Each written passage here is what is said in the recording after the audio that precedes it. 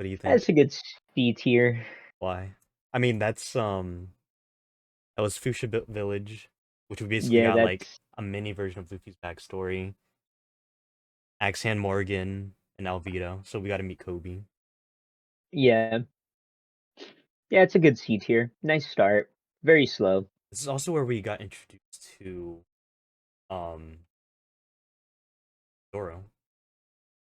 He was being crucified, if you remember. Yeah. You'd say C. C. Orange Town. This is where you dropped One Piece originally. Even Yeah, though this is when we we met the goat Buggy. yeah, I didn't like Buggy at the beginning. Wait, I what? just thought he was like an annoying clown. When did you start liking Buggy? Impel Down? Yeah. Why it took you that long? It Even took me that long. even in Loguetown or not? Yeah, Loguetown. No, Mocktown. Wait, no, Loguetown. It's Yeah, it Loguetown was and Mocktown's Loguetown. the same thing. Wait, no, But Mocktown. Going crazy. Oh, shit. Yeah, I didn't start liking him till Impel Down, and that's probably because like his usefulness and like how satirical like his him as like a pirate captain is. It's so funny. yeah. That's where he recruited all those prisoners, and they're like, "Oh my God, he's the mastermind behind it. Oh my God, He's like, he's so inspirational." yeah, he's like, oh my God, it's like this guy. He's just thinking levels above anyone else. Okay, well, that's Impel Down, but Orange Town also Choo Choo. That was a nice story. I'll put it B tier just because I did like the story. B tier? I think I'd put it around C. High C, high Like C. I see Yeah, high C. I love high C. Spirit Village. I think this is like the first one we like actually like kind of got into. Like we were reading it for a bit. We meet Usopp. Oh yeah, I forgot to mention we met Nami here, but we didn't really learn Hmm. a lot about Nami. But Syrup Village, where would you put it? B tier. B. Yeah, that's when I'd say yeah, around there. Like, go ahead. I liked Zero Village a little bit more than Orange Town. I remember you said you really liked Usopp's backstory for some reason. That little Yeah, clip. it was short, but it wasn't Zoro's. Bow down these stairs. Um, you also said like learning about Yasop leaving the family is the reason why you hate him, and we learned that in this Yeah, arc. I absolutely hate Yasop. Oh my God, hate him so much. I don't know what his reasons were, but I will hate him until they give me a good reason. Um, what did you think of Kuro? I like Captain Kuro. He was pretty cool. I thought he was gonna be a recurring villain. That's the only issue that I You're like, had. I wonder when we're gonna see Kuro again, and I'm like, oh, you have no idea. Oh, like literally 1,000 something later, and then I'm still waiting for Kuro to pop up. I'm like, oh my God, what if he just appears one day? That motherfucker's not gonna come back. He's retired. Dude's old as shit. Kuro's pushing 30. Oh man, this guy's old. Damn, knees are giving out. Also, I really liked Usopp in this arc. I know a lot of people found him annoying, but like, I did love him. learning about how he lies and his relationship with Kaya, I felt like it was really heartwarming. Another thing that I Yeah. liked is that a lot of, well, I'm not sure if it's a lot, but like some of his lies came true. Hmm. I remember some people point out the giant goldfish that Usopp said he ran into, and then we see that giant goldfish in Little Garden. Yeah, later on in a little bit. Yeah, a lot of a lot of his stories were pretty cool. On Spirit Village is And a really underrated arc, but yeah. it really is. I love it. It's like, and for him being a liar too, it works out for him as a character since he got Oh, out of a lot of bullshit and he became a god at one point later on. also, I forgot to mention, I really liked the ending where he was like, "Oh, well, we should go back and try to clear your name," and then he was like, "Nah." You remember? They Yeah. thought he was lying about the attacks from pirates. Hmm. I really like that ending. The Baratie. I like even I feel like the more time that passed, especially after Whole Cake Island, the more I like this arc. Yeah. This is the first arc I really got into. What do you This, think? I love the Baratie. This one's a high B tier. B? I'd put it in A, but we can go high B. We got Sanji's backstory. We got introduced to Sanji. Gen, Don Krieg, and that's when we got introduced to Mihawk and the Seven Warlords. True. Actually, let's put it A because it was just really good. Don Krieg too. Awesome. I love Awesome how as hell. you like all like the arcs and the people that most people don't like because I don't see a lot of people being like, oh man, I really like Don Krieg as a villain. And I remember like we both thought, wow, who could be stronger than Don Krieg? It's like this guy's got all of it. Yeah. And then like, ooh, later on, holy shit, this guy's got hockey. How much was his bounty? It was like 25 million. I think yeah, well, yeah, I think it was like 25 million. We don't see Don Krieg ever again. I think that motherfucker's dead. Probably. Well, maybe. He didn't inhale his poison, but we know Gen did. Hmm.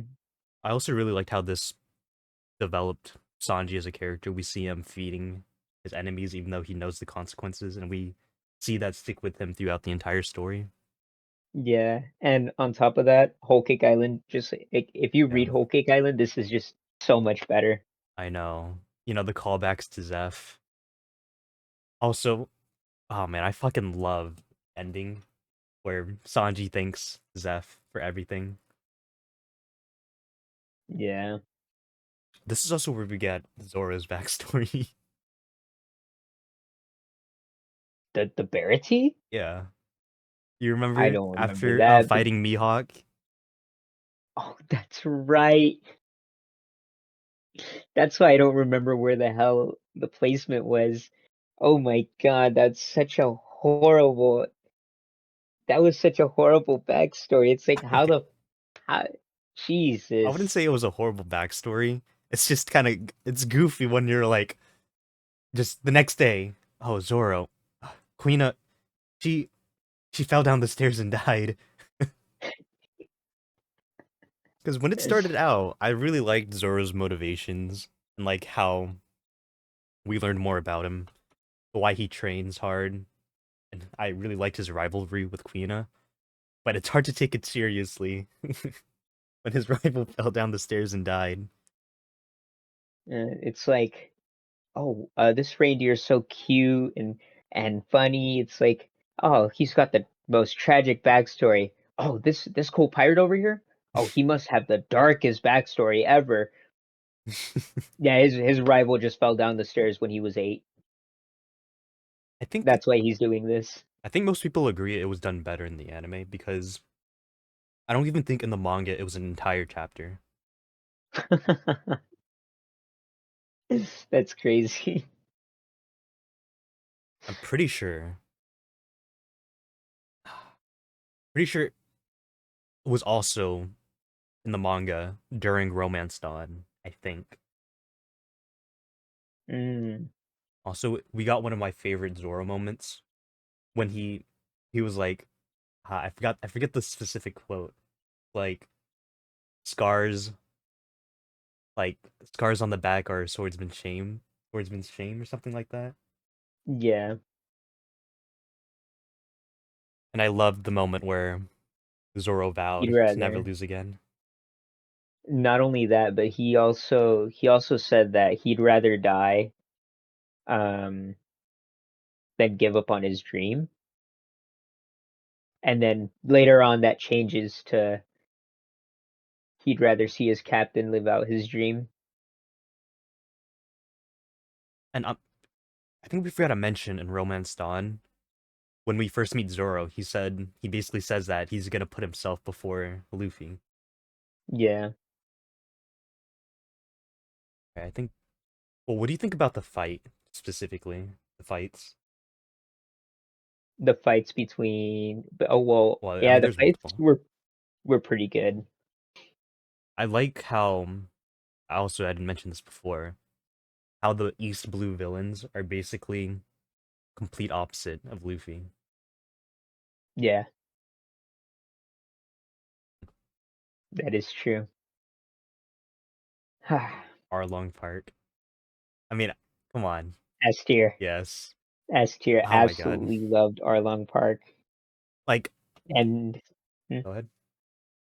I was gonna say it gets so much better after reading Fishman Island too. Yeah. Oh my god, it's just amazing. I love it. I love the small callback where Arlong Park is based off of Sabaody Park. Yep. That's oh man, it's such a I love it so much. I was gonna say, this is when I knew that One Piece was something special. After, you know, hearing or watching Nami's backstory, man, I wanted to cry. I was tearing up. I cried. Elmer the goat. Oh man. And I loved how hopeless things felt. Yeah, it really made me sad when they found all the money and she had just enough to buy The village. like the whole village, and then they take it and they're like, "Oh, looks like you got to start again." And she was willing to start again Mm. just just to do that. Oh man. I remember I know we're like jumping in between or like different parts of the arc, but I remember I had no knowledge of One Piece. I just knew that it was really popular and it was really long. So when I Mhm. saw Nami stab Usopp, like quote unquote stab Usopp, I was like, "Oh hell nah!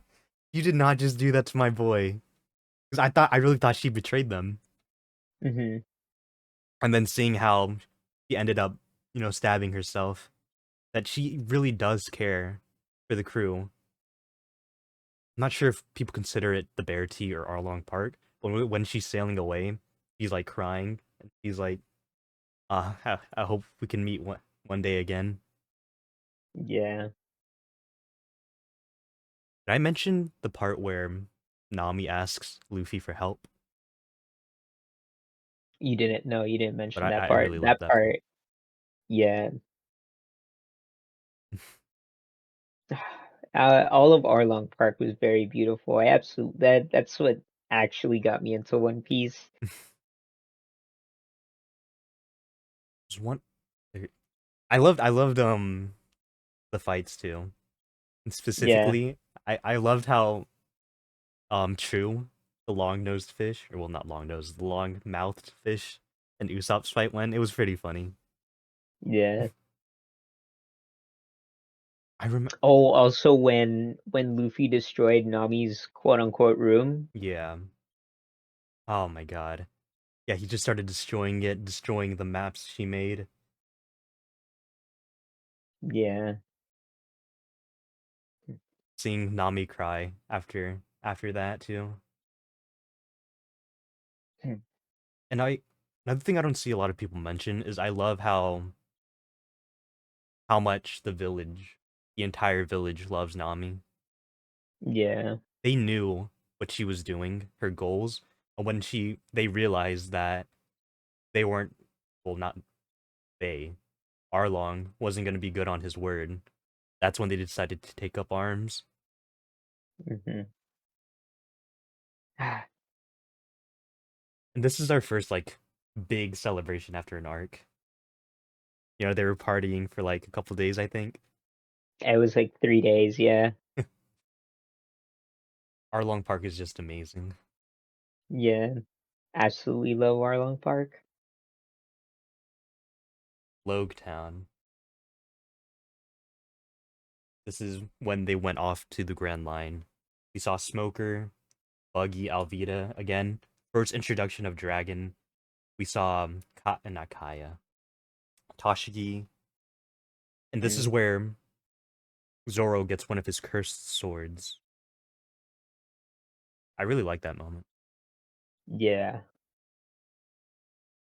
And I remember you. Uh, Hmm? hmm?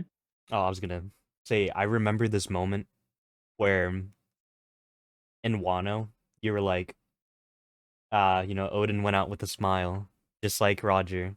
And then that reminded me of how during Loguetown, Luffy smiled when he was about to be executed by Buggy. Yeah.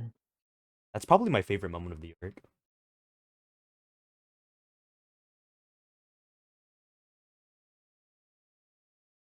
There's also Damn. another really good scene where the kid runs into Smoker, and then Smoker's like, "Sorry, my pants ate your ice cream. Here, get yourself some more." That's when Gives we, her enough to be like, hmm? or gives her enough to buy like 5 ice creams. Yeah, that's when we learned that not all the Marines are bad because up until this arc, first arc we saw Axion Morgan, Orangetown we didn't really see one. Neither did we see one in yeah, we didn't see one in Arlong Orangetown, Syrup Park. Village, but also Arlong Park. Oh, sorry. I was gonna say the Baratie we saw Full Body who was just being an asshole. Hmm. But in Arlong Park, that guy who was taking bribes from Arlong, Yeah, I was just gonna say when I saw the Marines in Arlong Park, I thought, okay, these motherfuckers are corrupt as shit. And yeah, hey, they still kind of are. yeah. Then we get introduced to Toshigi and Smoker, and then we learn that the Marines are more complicated than just one side because even when we look at the admirals, different types of justice that they represent, Hmm. yeah. Other moment did you like from this? Uh,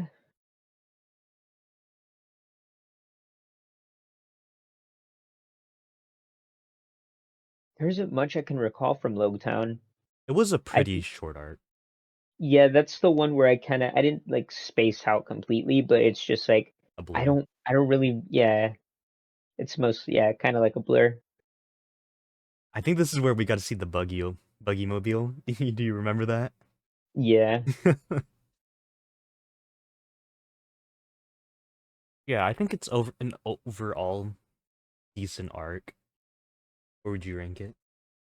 A B, right next to Syrup Village. I was gonna say C, but I I think see. with all the kind of the seeds being planted here, I think Yeah, B is an okay spot. Buggy's adventure when he was tiny. yeah. I don't think we actually ever watched this one Oh, we together. did, we did. You We remember he was did? fighting the bird? Oh my fucking goodness. Yeah, this one is an actual blur for me. I don't It, wa- remember this one at all. it was pretty short. It's really funny too.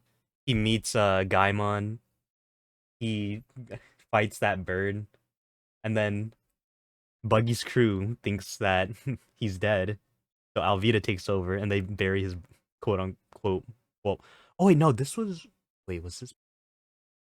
I think this is actually before that because Buggy and Alvida teamed up when Buggy was small.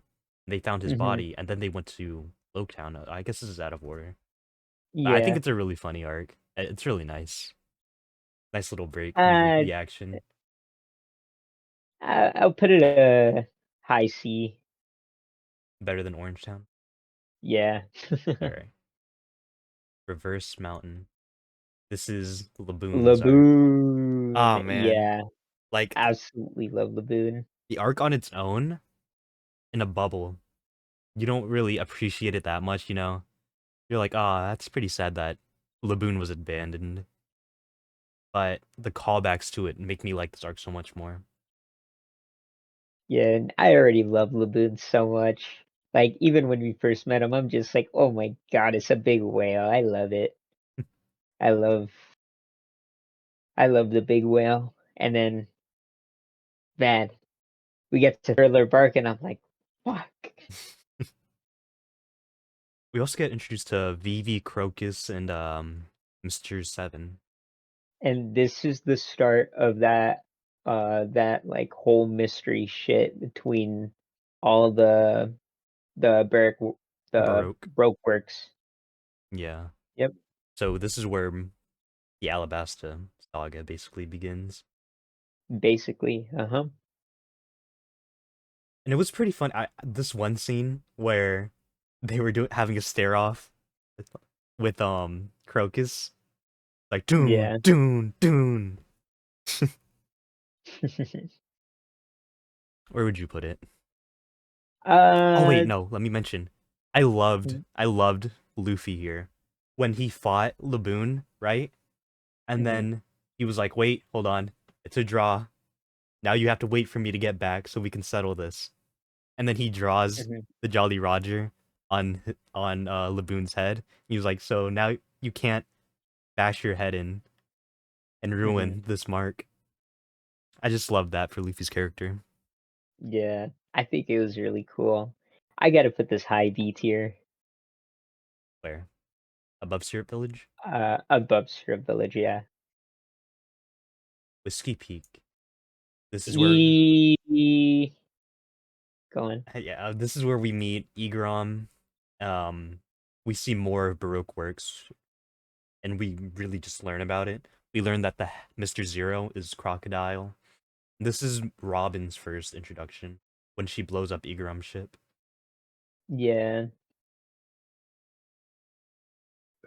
It was a Um, it had some funny moments, but God, I hated Luffy versus Zoro. it it was kind of silly, yeah. It felt like Um, simple fan service. People wanted to see Luffy versus Zoro, and it felt really out of character for Luffy to just like not even take into regard what Zoro says. He's like, "Wait, hold on, they attacked me," and he's like, "Shut up! I'm gonna kill you!" Like that's just so out of character for Luffy. yeah, it's like some shit out of the One Piece movies. Yeah, And this one wasn't my personal favorite. I didn't really like this one. I I thought it I'd was put it decent. in D, high D. Yeah, yeah, that's valid. This is the cover story. We read the cover stories for this one of Koby and Helmeppo's training. Yeah, which is There's not a pretty lot to cool. say though. Yeah, there isn't a lot to say. Okay, well let me say this: the callback to Koby's training. You remember when Garp was fighting the Blackbeard pirates, Mhm, and then we got like sort of a flashback where Koby was training even after training finished because he wanted to yeah. work like 100 times harder.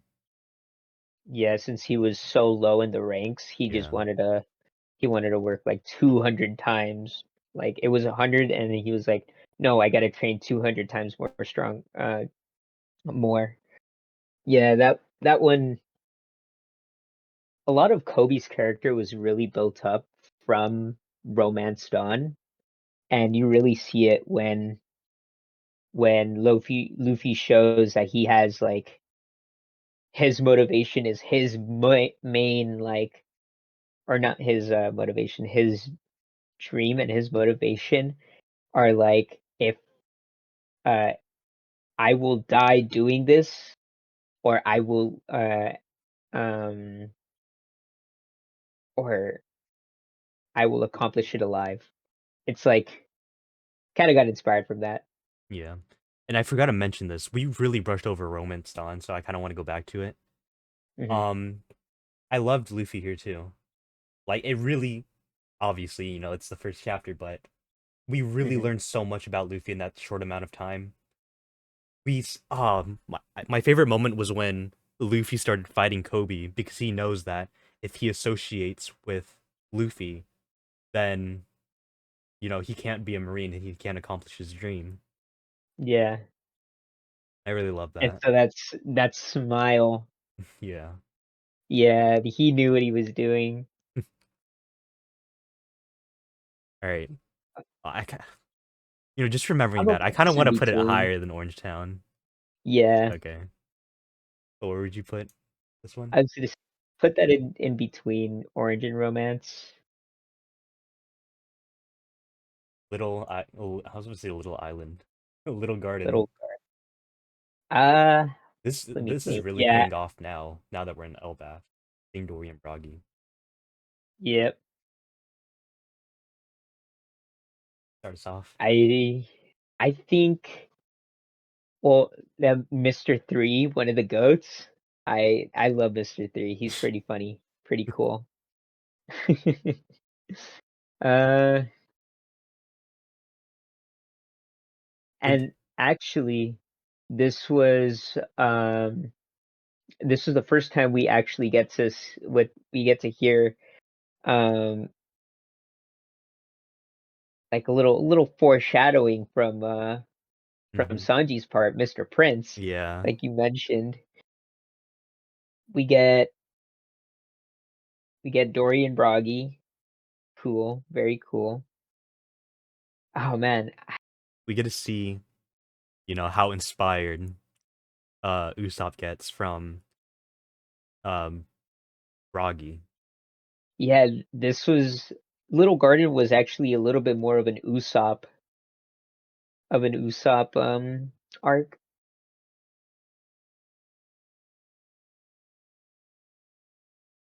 Yeah, I love Little Garden. I think it was it was fun arc. I do like the Didn't pair. take itself too seriously. Yeah, I do like the parallel between Zoro and Sanji and Dory and Bragi. Hmm. I also really liked how it kind of set the pride of giants, what they stand for, what they believe in. Because we Hmm. see how long they've been fighting for, how when I think Bragi quote unquote kills Dory, how he realized that his victory was kind of, you know, what's the word I'm looking for? He was kind of cheated into a victory. Yeah. Not only that, we saw the goldfish, and then we saw them use that one attack that they also used to wipe out kids crew. Yeah, kids crew. Also, we get to see Damn. Sanji snap the neck of that vulture of one of the unluckies. Yeah. That shit was violent. And yeah, it was pretty scary. Where would you put Little Garden? I put it I'll put it a high C tier. Yeah, I was thinking at the top. Yeah. Drum Island. I know this is one of your Oh, favorites. that's an S tier. 100%. Higher or lower That than doesn't even Arlong? need uh right next to Arlong. Like this? Yeah, like that's fine. Since this is like one of your favorite arcs, I'll let you start. Yeah, so we that wow man. The poison that we get started with was from Little Garden, and like them going onto an island that has a shitload of doctors, um or at least it was said that there was a shitload of doctors. Yeah, Drum Island used to be like a medical island with a lot of doctors Yeah, until Wapol kind of got rid of them all except for 20 or 10. It was originally 10. That would only yeah. serve him. So it's like there's only one doctor in town, and not even the people of Drum Island know where she is. She's just she The just comes into town and evil leaves. witch who takes Yeah, whatever the she evil wants. witch What? charging them like You're asking me 90%. what my secret to staying so young is? I'm in my early 130s. I think. Hmm. And then Chopper's backstory too. One Oh of the my God, best. it was beautiful. He's such a silly little creature, and I love him. I really loved how like Chopper admires pirates because of Dr. Hero Luke. How he Yeah. says, you know, these brave men raise this flag, and then he's like, yeah, which also leads him to thinking that the poison mushroom would cure him because it had the skull and crossbones that pirates use. Yeah. I know people kind of underrate this arc because they hate Wapol, but I think that's kind of the people that watch One Piece more for like the um, the action and Hmm. fights, which I think is a really good part of One Piece, but the story, the just the writing is what makes One Piece great in my opinion. Yeah. And I I mean, understand not liking Wapol, but I still think he was a really funny villain when he ate himself to make him skinny. yeah. Go ahead. Uh, yeah. I didn't have a problem with Wapol. I thought it was a silly villain. He was Yeah. pretty. He was pretty like kind of like a typical, or not a typical, but like, yeah, I guess typical villain where he's like greedy, got the little mustache to like twirl around. Kind of thought of that. Um, that's kind of what I thought about his character, and uh, What'd you think of Dalton? I thought he was really cool, and I'm glad that he's king of Drum Island, and Hmm. and now Walpole is The king of president of evil Black Drum Island. evil. Yeah.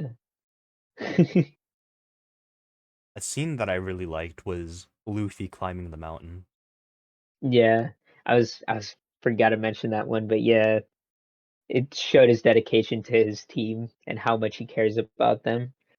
because when He's he, willing to, I was gonna say he's willing to like go to the top of a freezing mountain. Like his hands were yeah, were they were bleeding. bleeding,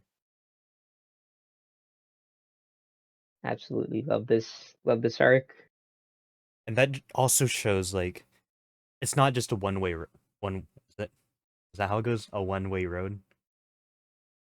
I think How so, it's yeah. not just his crewmates looking out for Luffy and putting him first, but he also feels the same way about his crew.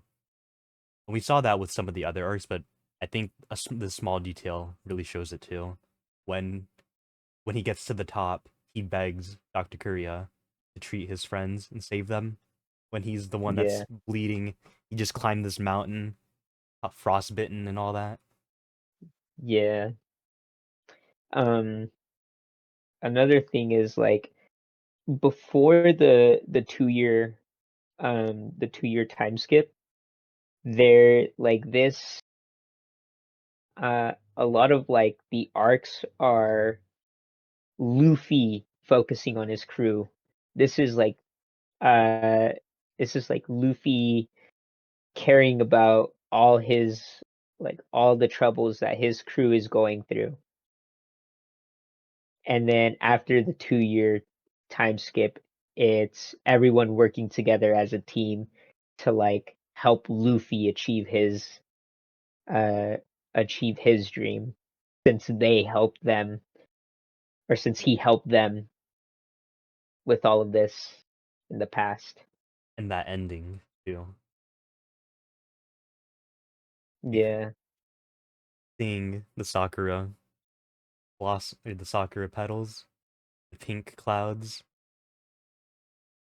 Well, not the pink clouds, but the pink snow that made it look like a cloud. Dr. Hero Luke trying to help cure the island sickness of the heart. Yeah, with smiles. Yeah, man. I love that. It's one of my favorite endings to an arc, and I'm so mad that the image of Chopper crying got memed because it's hard to take it seriously now. Yeah. I mean, I still take it seriously because I didn't really see too many of those memes. But yeah. I know this is really random and small, especially since we were already talking about the ending. But I Mhm. found I found it's only a couple of scenes too. I found it funny where always like whenever the hiking bears come through, they bow to them. That big lady built like the bear, they bow to her. Also, um, do you remember? Okay, Yeah, I just choked on some water I right now. was gonna say I. Do you remember Wapple's pet, his ride, the little like the woolly Yeah. hippo? Yeah, I I when I was watching that one yesterday, I saw Wapo was like, "Hey, hey, move, come on!" And he's just, mm, yeah, I it's- I just found that really funny too. I absolutely love this arc. Yeah. Had a lot of silly moments, had a lot of serious moments, and it was just overall, it's a good 10 out of 10. Yeah, Oh my I god. know you don't like Alabasta nearly as much as most people, even me. I loved Alabasta. This is where I'm like, okay, there's no way that I'm not gonna finish or not catch up with One Piece because I love this so much. Yeah, I oh man, this one was slow for me. It was, I especially in the anime. yeah, I just but I don't think you can make like it was slow, but I don't think you can make it a faster pace either. I don't think you can like push it to be faster. Um, this is the first time that we ever see a poneglyph and a Yeah, mention of the Void of Century, not only the Void Sentry but the weapon ancient Pluton. weapon. hmm So that's where I got my interest in. That's the fight with Crocodile, the meaning of like the war between the kingdom and Revolutionaries. Well, not the well revolutionaries like the the group, but like they were trying to start a revolution. So the yeah Revolution Army. yeah the Revolution Army. It was very meaningful, especially when it was like Crocodile's plan that I'm not gonna destroy the country Mm-hmm. myself. I because clearly he could do that. He could, but he wants political power. He wanted to become The new like king. yeah, he wanted to be like Kaido. Yeah, except he wanted to Now work that from the I think about shadows it, because yeah. he wanted the people to love him just because he knows that trust is so in the from the people is really important to keeping a you know what's the word I'm thinking of, kind of a calm population. What hmm is it when you just don't mess with anything? What is that called? Or A pacified population. I think so. And I just loved his plan too. Yeah, I have more of an appreciation for Alabasta now. But overall, Crocodile as a villain, wow, that shit was 9.5 out of 10. That was really good. Holy hell. Like thinking about it, I'm like, wow, like, he really had this shit in the grasp of his hand. He almost succeeded too. He wanted to tear this he wanted to tear or he wanted the country to tear itself apart. He didn't want his hands to get dirty. I mean, he already had shit on his shoes, but Yeah. yep, that man was crazy. Also, Robin, how's yeah, awesome. I've seen Robin before, and I already loved even before I started Watching. One Piece. Yeah, I loved the look of Robin, and I loved and I loved Brooke. I remember you're like, oh, when are we gonna meet Brooke? When are we gonna meet Brooke? And then I'm just like, man, are we gonna meet Brooke? I was gonna say that the symbolization of rain in Alabasta I really loved. Not only is it like obviously essential to human life, Mhm, Crocodile wanted to take that away from the people to further his power, even though, water is his weakness. We see that in the dried up oasis of, I think, Yuba, mhm, and how Luffy used that water to help, you know, figure out his weakness and fight Crocodile. yeah, And I love how scared he was of the people, having control over it, because that would foil his plans.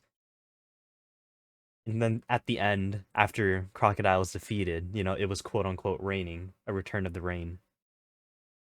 yeah. Yeah, that was really, really good. I'm gonna give it a high A. Okay, hold on. There's still so much to talk about. Sorry. The scene where BV's trying to get the army to stop was also really touching. That's Yeah. the arc, or the not the arc, the panel that made Oda cry the most.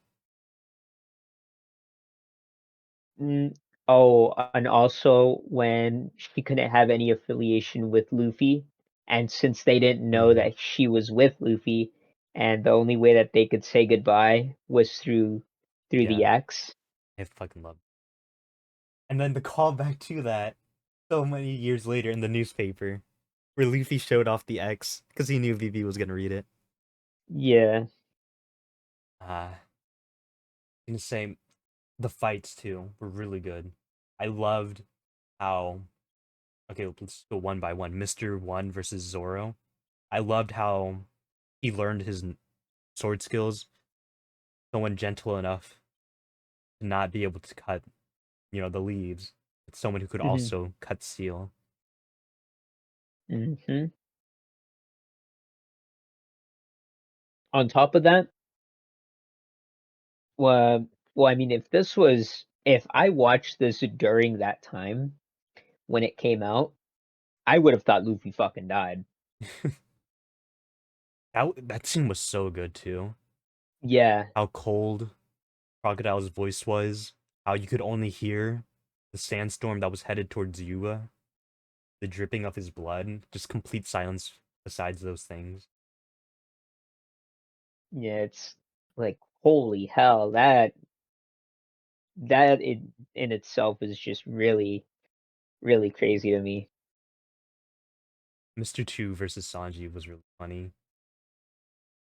Yeah. I- Nami versus Miss Doublefinger. We got to see her new tool that Usopp made for her.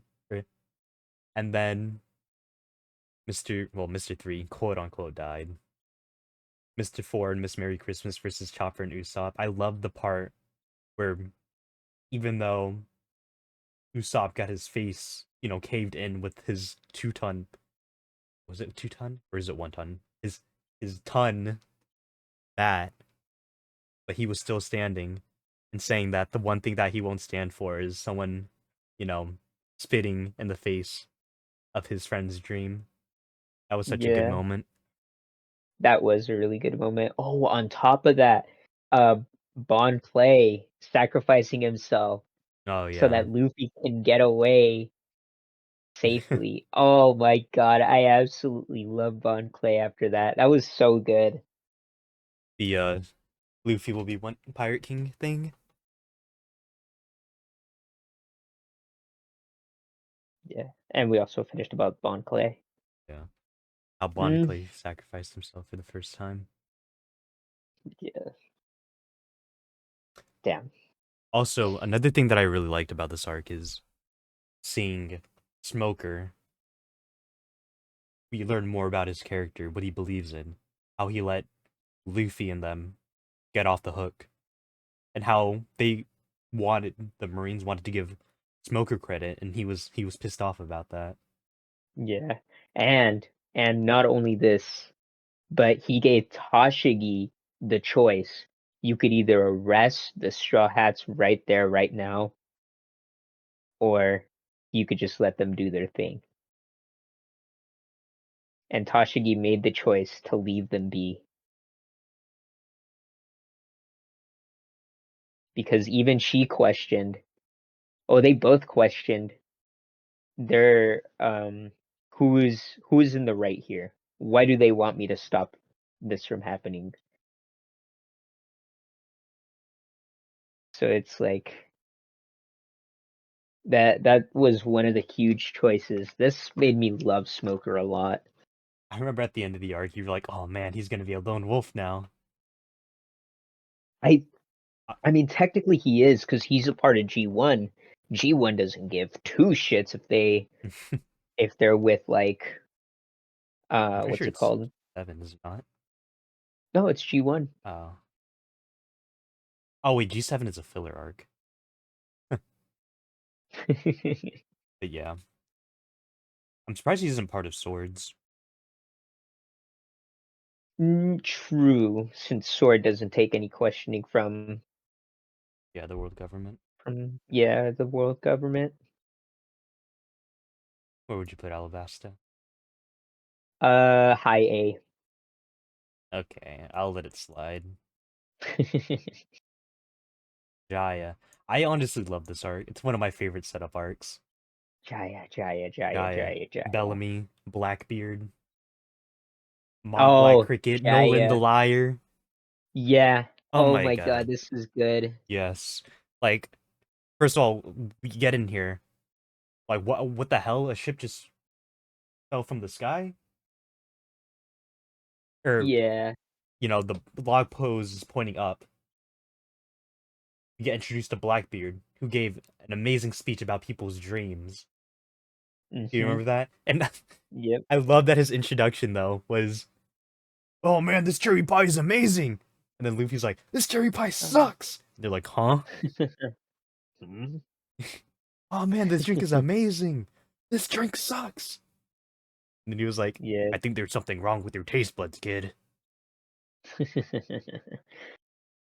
And um, that's their main villain. Like, that's how they introduced him. That's what I love about One Piece. They don't take themselves they too in- seriously. they just introduced him in like the silliest way possible. So let me get Another 50 of them thing, cherry pies. another thing that I wanted to, you pointed this out to me during Jaya, and I was like, and at the time I was like, that really makes me mad. But then it made sense. It's like the scene in the bar is the callback to when Shanks got a drink thrown at him. Yeah, by Higuma. And then Luffy's Yeah, like, "Why the hell didn't you do anything?" And that was what Nami was like. And we saw how much she matured, Luffy. yeah, that just shows like, okay, yeah, he is growing as a character. He's not like himself back in Romance Dawn. Like he's grown, he's changed. And it was really cool. I liked that. I love that now. I didn't like that then. But then, Bellamy is like, "Oh, I'm gonna do one of my secret moves." Bounced all around and then just took One one of hit, the yeah. knocked his ass out, just like in Dressrosa. He did the same thing. But the Yeah. thing that I loved about this, specifically, besides Blackbeard, is Cricket. I really loved Cricket. How Yeah. he's lived with um basically being the son, or not the son, the descendant of a liar. And how he's just trying to prove to himself. He doesn't care what other people think. He wants to prove to himself that the Sky Islands are real, the city of gold. Yep. And he found some pieces to it. You remember this, right? Mhm. And then Bellamy's crew comes over and takes it from them and like almost kills the Monkey Brothers. That shit, oh my, Yeah. that made me so mad. Oh my god. And Jai's not even a long arc. Be able to like It's stoke pretty short, emotion yeah. like that much, that in such a small span. You know, the writing is just that good.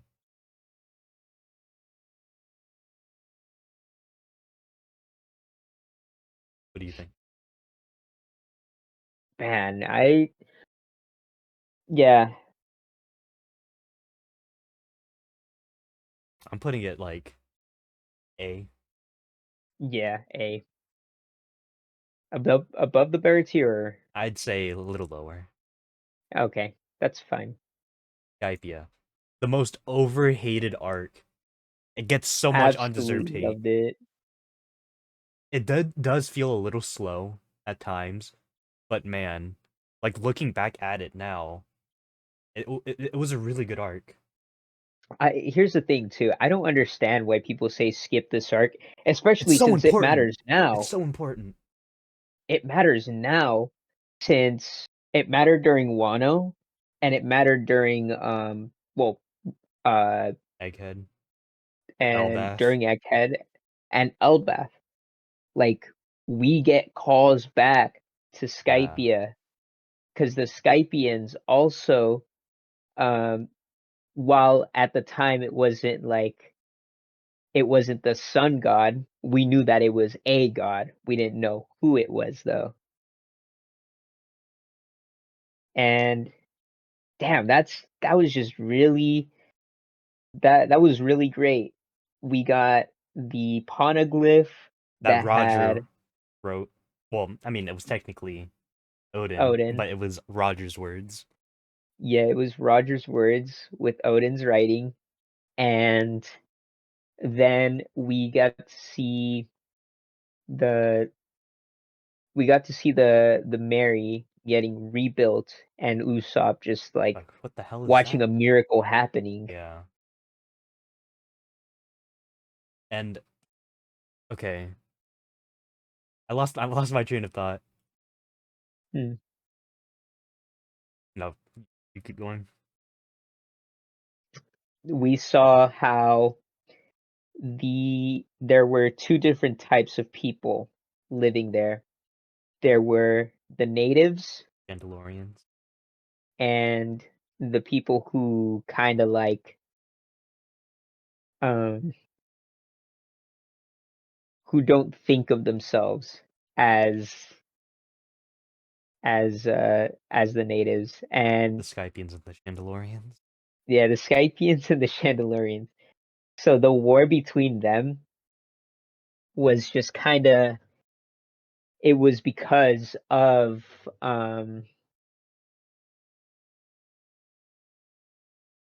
because of the that geyser that brought the that island up in the clouds in the first place.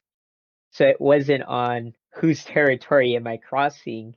It's just man, I don't know how to say it. Just 100 years worth of conflict.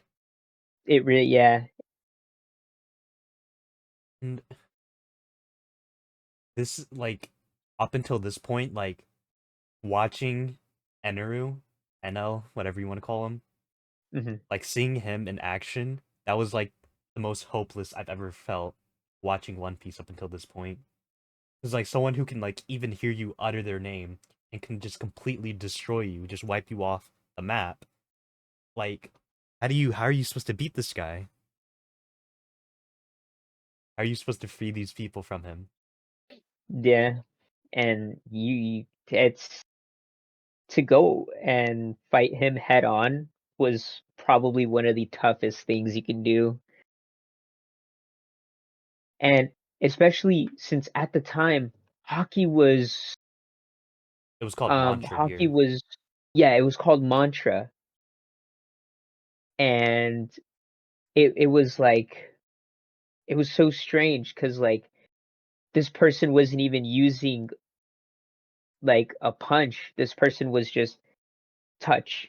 Well, that's because he had a dial on him, True. impact True. And dial. that an impact dial and that made it 10 times harder of a punch. But yeah, it was like to see stuff like that early on, I'm like, how the fuck are you gonna beat these people? Like how n- n- it's like there's a reason the god wasn't able, or the god then wasn't able to beat the god now. Yeah. It's like holy shit. Wow, like this is one of the scariest I've ever seen. Like I was scared during Skypeia. Yeah. And Conus, the daughter, you remember her? hmm When Yeah. she was like quote unquote struck by lightning because in the middle of the town, you remember hmm that? That I was like, oh my god, when I first saw it. Yeah. And on top of that, there was when she when she kept hearing the screamings of like everyone. Oh, I wasn't talking about her. I was talking Oh, about the Skypian girl. yeah. But yeah, I know what you're talking about. Also has one of my favorite flashbacks. Oh, fuck, what was her name? The one that you just said right now. Conus.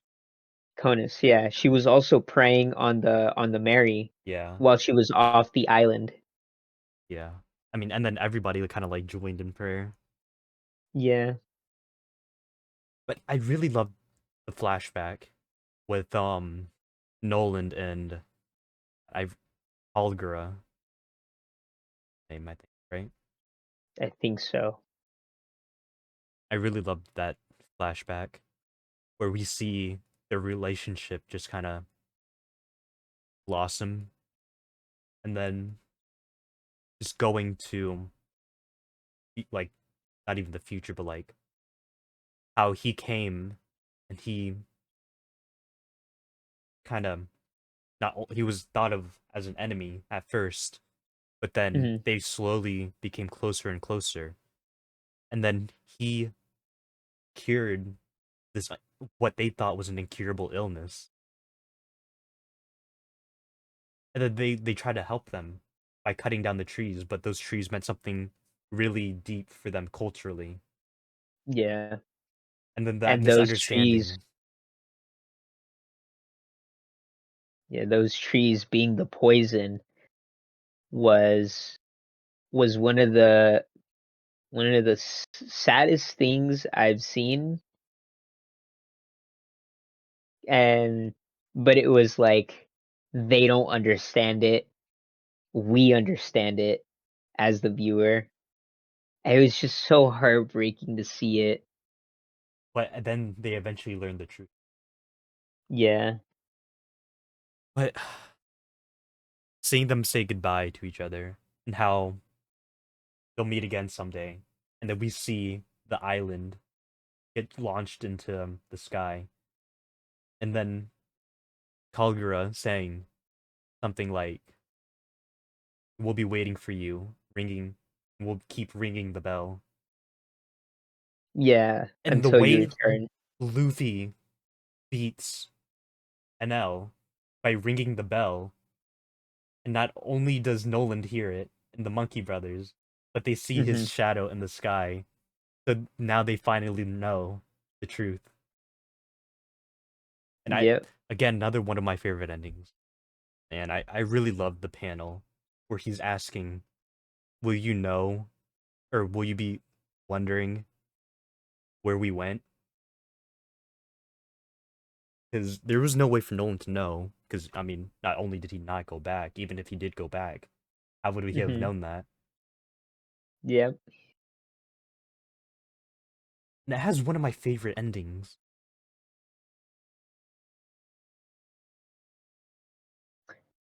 This is an arc we Yeah. need to read in the manga. We need to read in the manga? Yeah, because it fixes some of the pacing issues. Mm. Let me just say one thing that I didn't like about this arc, though, is that I didn't Mm. really care for the villains other than Enero. Like the Uh, priests, I didn't really care for them.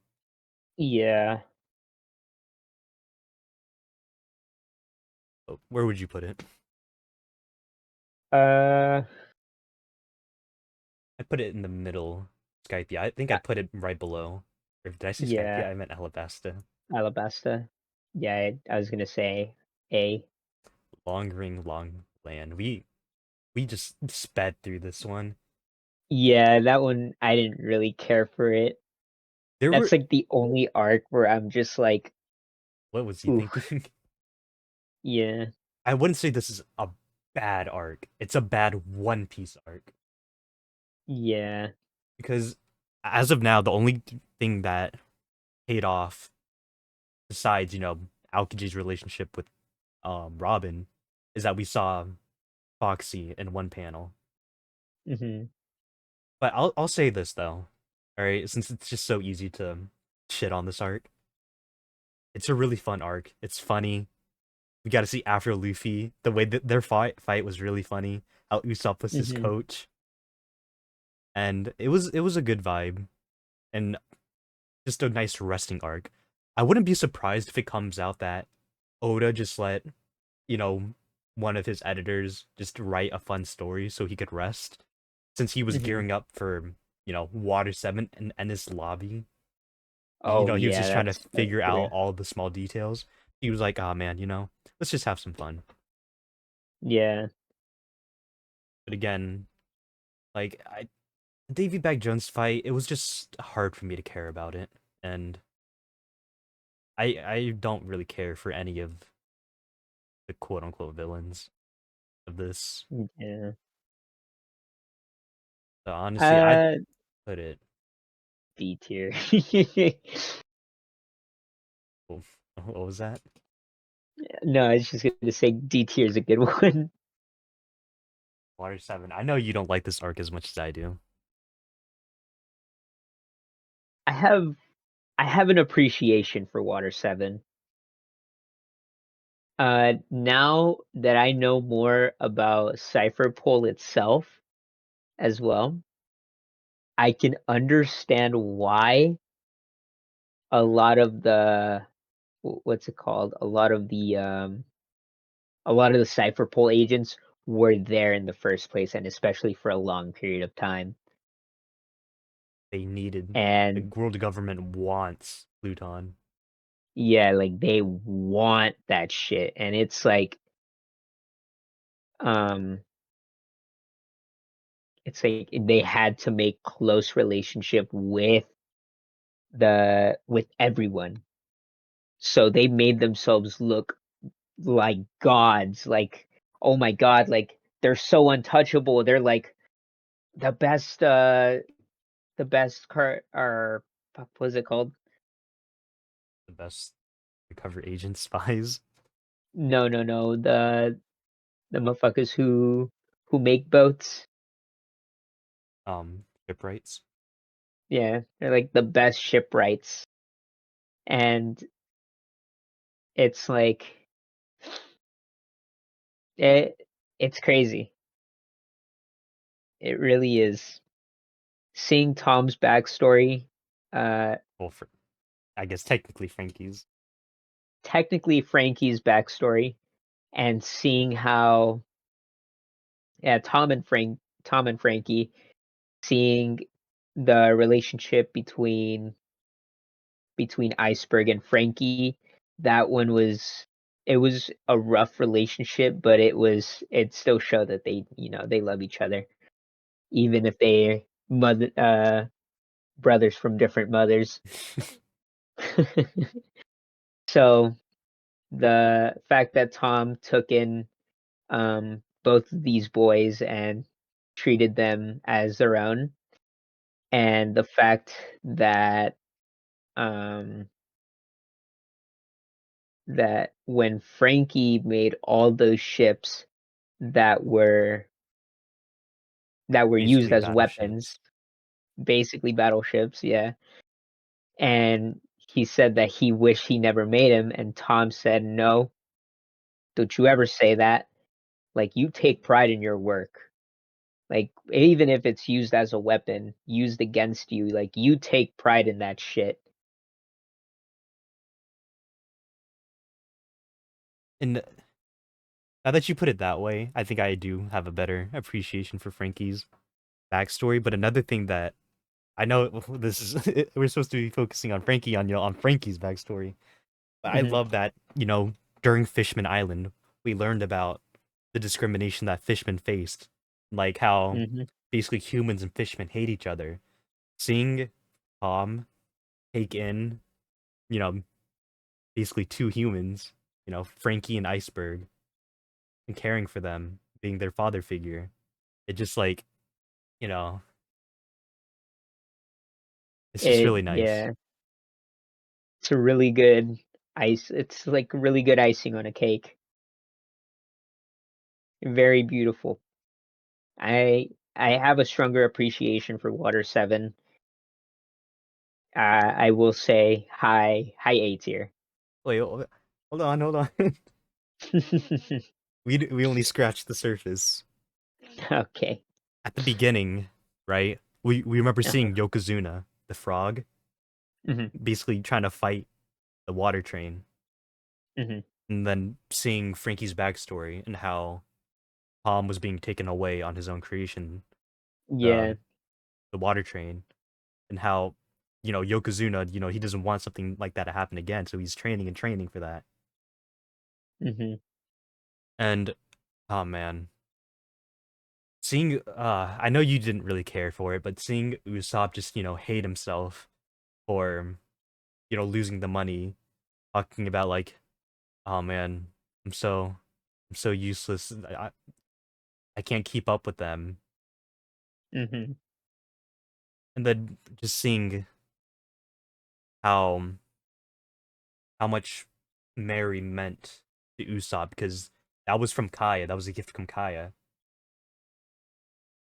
He wasn't there when the shipwrights were talking about how Mary needs to be scrapped, Yeah. and how he How was just much in disbelief. damage. Yeah. And seeing like uh seeing how Usopp was kind of projecting his insecurities onto Mary too. He was like, "Oh yeah, just cut off your friends when you see how weak they are, because that's what Usopp thought of himself." And him challenging Luffy to a duel, even though even Luffy said you knew that there was no way for you to beat me. Yeah. Like I almost started crying during the fight because I really thought he was leaving again. Like I had no idea like anything about One Piece. And I remember one time I saw on YouTube Usopp leaves the crew. I didn't watch it, but I saw the title and I was like, "Oh my god." So, yeah. Yeah. The CP9 reveal. Oh my god. That one was crazy. And it also made me really sad to just see Robin disappear. Like Robin at this point, Robin's only been with us for 2 arcs. Well, two arcs. Yeah, 'cause Long Ring, well, Skypeia, and Jaya. So, I mean, no, technically three. technically 3. And for for me to like guess like where the hell is she going? Like um because we also had no knowledge of her previous like background. Yeah, only that she was the demon child of Only Ohara. yeah, only that she was the demon child and you know, we thought like what the hell? Like what could she have possibly done to like get this bounty as a child? And so you kind of like it becomes a questionable conspiracy on who she is. And when the news came out that Iceberg was assassinated by none other than Nico Robin, Attempted it was assassination. just yeah, emphasis on the assassination. It was like there's no way she would do that. Like I mean, we know that she's a Killer. stone cold person, Oh, but not killer yet. like yeah, it's like what are the intentions? What did they do to her? there were so many questions for Water 7. And especially when she told Luffy that she didn't want to be a part of the crew. Yeah. And Luffy saw that she wanted to be a part of the crew. There was like something else. And there was something deeper that she wasn't showing. He kind of knew that. And so like all these questions leading up to like I don't know how to say it. All these questions that lead to Enies Lobby that were just laid there, kind of like seeds, yeah. Yeah. Absolutely like it it was really great. That's all I can say, I guess. Not really good at speaking. I know what you're coming from. I don't really care for the water train part of the arc. Whether I'm gonna lump that in with Water 7, but Hmm. I didn't hate it.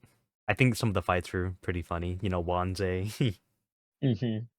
But I loved the moment where Usopp, you know, because Robin kind of just like almost killed him, Hmm.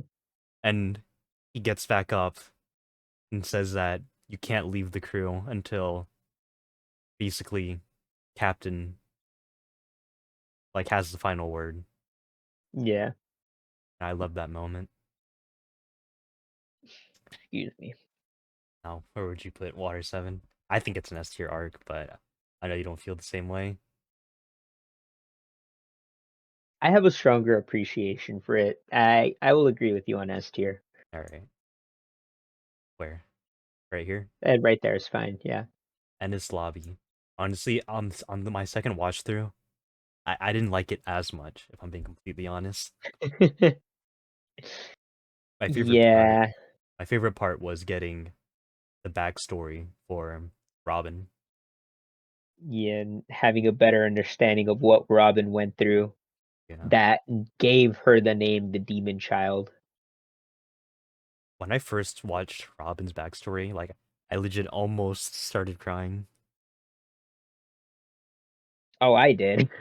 What? No, you were stone faced. You're like, her backstory was all right when we I watched. started tearing up.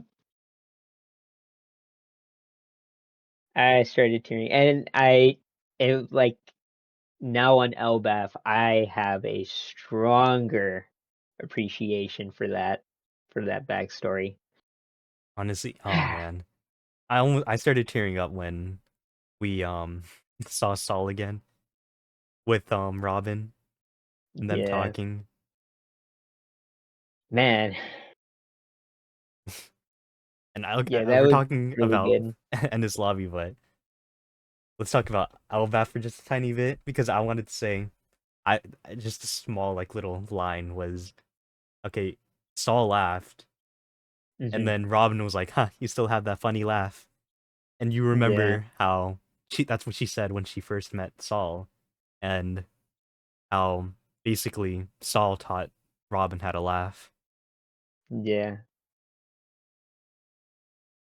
Ah, man. I Yeah, Ennis Lobby was just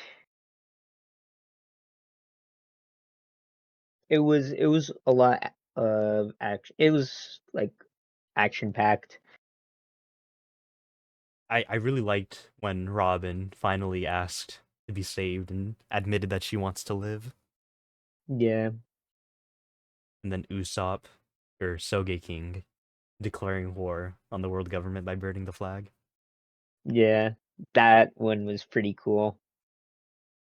This is also where we got Mary's funeral, Yeah, which I almost cried during the that too. But you're like I don't care. I didn't, yeah, I was like, yeah. Don't talk to me. And I still am kind of like, I guess it was all right. Mm. Fights were pretty cool. I feel like there's not a lot he said. Honestly, since Enies Lobby was mostly fights. Sure, Hmm. there's a lot of payoff. A couple arcs worth, Yeah. but yeah, This is also the introduction of the gears. yeah, Gear, second and third. gear, yeah, 2 and 3. I didn't care for them. I And knew. I like gear 3, 4, and 5. But they had a build up to that. Like they had like, okay, I had training to do this, because I want to save my team. Like I want to be stronger for my team, so I need to learn how to do this. And but you kind of don't like see that with gear 2 or 3. Like there was no explanation for it. There was no like. It's just like, oh yeah, I just found that I could do this like now, even though he says that he learned it a while ago. It's like, when did you learn this shit? He was. We were just watching. The thing he mentioned was just like, oh, there's this new technique I want to try out, and it got spoiled in the intro. Yeah. It's like I was like, And this lobby did it's feel like, really slow. oh man, Jesus Christ. We stopped so many I times know we took like during a Ennis Lobby. couple months worth of a break. Where would you rank it? I'd put it Uh like somewhere around B-ish. yeah, I'd say above Syrup Village. I think it's better than Reverse Mountain. What do you think? All right, yeah, we can put it high B. Post Ennis Lobby. Not a lot happened here. Well, okay, hold on. Let Mm, me just refresh myself. Post Ennis Lobby was Thriller Bark. No, no, this is like a specific arc on its own. Oh, okay. Post Ennis Lobby, Water 7, Arc. New bounty. Oh, that's when they fought. Oh, this is also the introduction of Garp, Well, this wasn't the because introduction of Garp. It was we've the introduction that Garp is Luffy's granddad. yeah, okay, yeah. But Garp, we'd Oh, seen him with the dog hood. yeah. Also, this is when we get to see Helmeppo and Luffy again. Or not Luffy, Koby.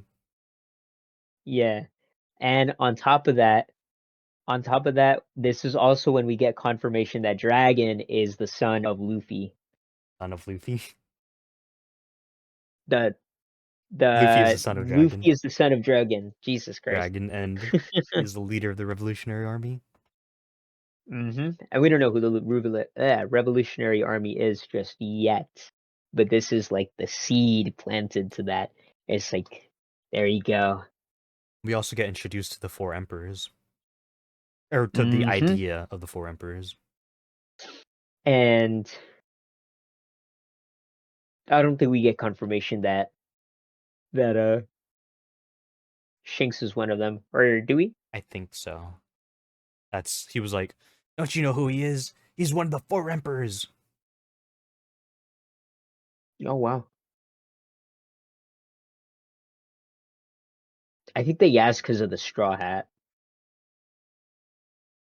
Yeah, but yeah, that laid out a bunch of seeds. I was gonna say, I think my favorite part of this arc was when they were setting sail, and then Usopp was like, "Oh man, take me with you. All right, I know you guys wanted me back," and they didn't take him back until, he actually apologized. Yeah.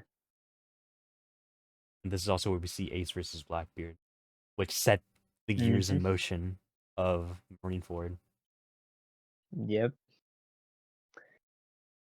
That in itself was really scary because It's like, could he have won? And we also get to see his devil fruit for the first time. Blackbeard's devil fruit. Yeah. This is the first time we ever get to see it. So it's like, hmm, interesting. I think That one was I don't think this is when Luffy or not Luffy, Shanks and Whitebeard met. mm, I don't think it is. no, I think it was during Amazon Lily.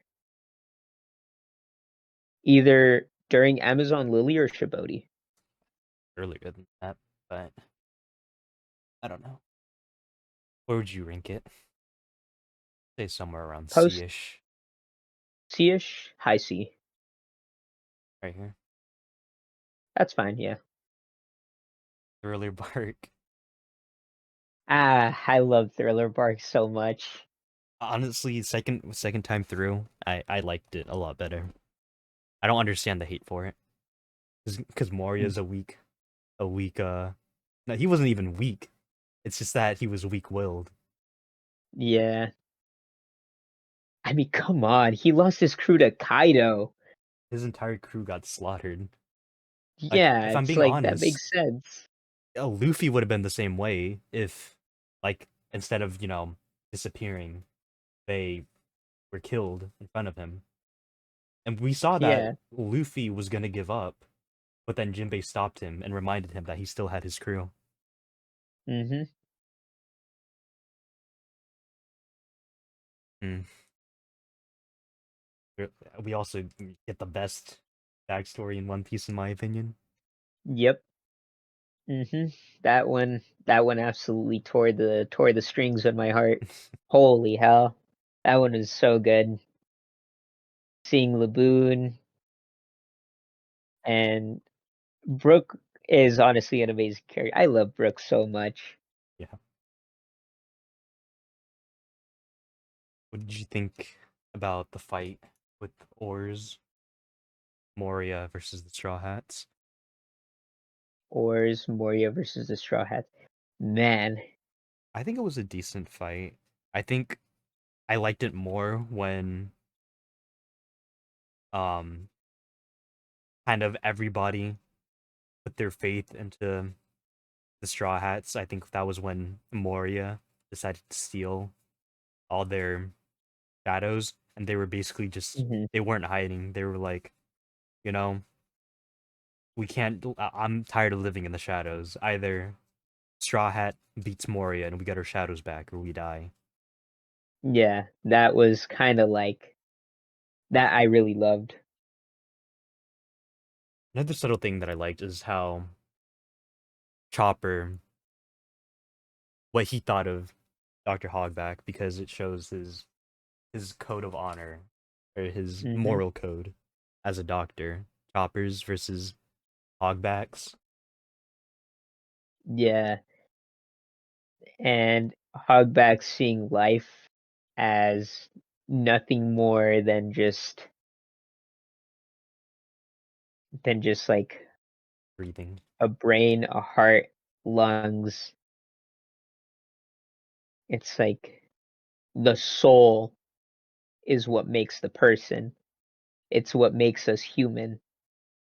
It's like without a soul, you're nothing. You're just a husk.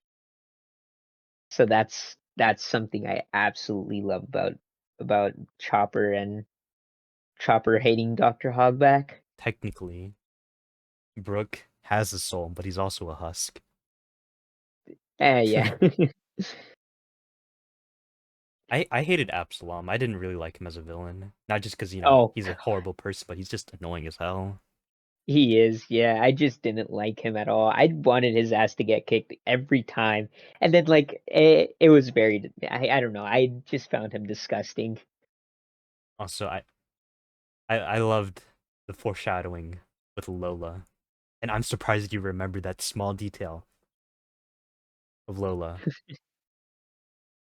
Yeah, even then I was thinking like wait, like my my mom is a pirate. I'm like, oh, okay, like at the time I'm like, maybe it could be Big Mom. Wait, you didn't even know who Big Mom Maybe. was at that point. Oh, that no, that's right. No, because we got a mention a bit, Big or Mom we and got the Fishman first mention Island. of Big Mom in Fishman Island, yeah. And then that's when I said, oh, maybe Lola is the daughter of um Big Mom. of Big Mom. And then you heard that Big Mom's name was Charlotte. Yeah. But Uma, Yep. Oh my my God, goat, the top tier my character. goat. Amazing. Yep. And even when you brought the question to me, why would he save the Straw Hats out of everyone?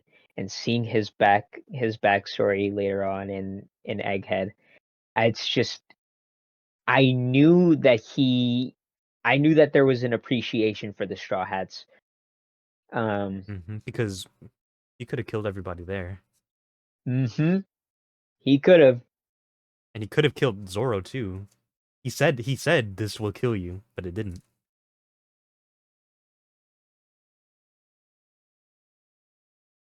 Man, I will not stand for Thriller Bark slander. I will not stand for it Because either. I absolutely love Thriller I Bark. actually like Moria too as a character, and I'm hmm glad that he Yeah. escaped Hachinosu. Yeah. He's actually one of my favorite Really? out of the seven, yeah. I just love how 'cause right after this arc is Sabaody, and it's hmm kind of like he's kind of like a dark mirror of Luffy in the future if he really were to give up. Yep. Ah, The nothing happened, yeah. nothing happened scene with Zoro, and how like that's just the scene really shows that Sanji and Zoro don't really like hate each other, right?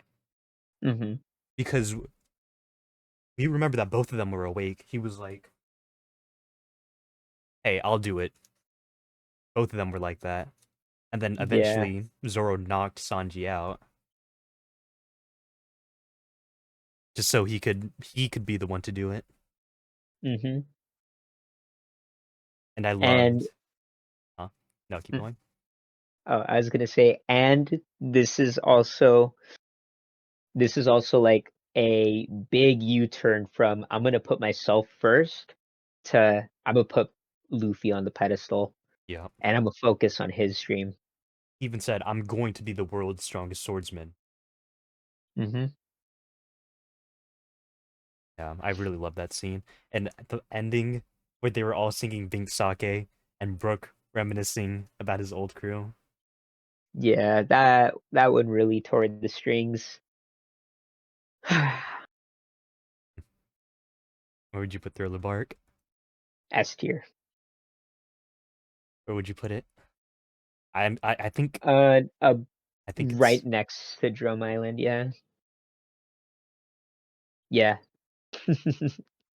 Sabaody. Come on, come on. Come on, that's like an instant S tier. I think it might have even okay. We'll ignore peak fiction for now, and at the end we'll Yeah. do our top three. hmm But oh man, okay, it started off slow with Duval. Okay, no, let's not even start there. Start with seeing Hachan again. Yep. I'm surprised you remembered I who was Hachan like, is. yeah. No, I wasn't gonna forget. Like Well, not him, he but was a like very funny. I meant like seeing um like they were just describing him, and you're like, huh, wait a minute. I was like, wait a minute.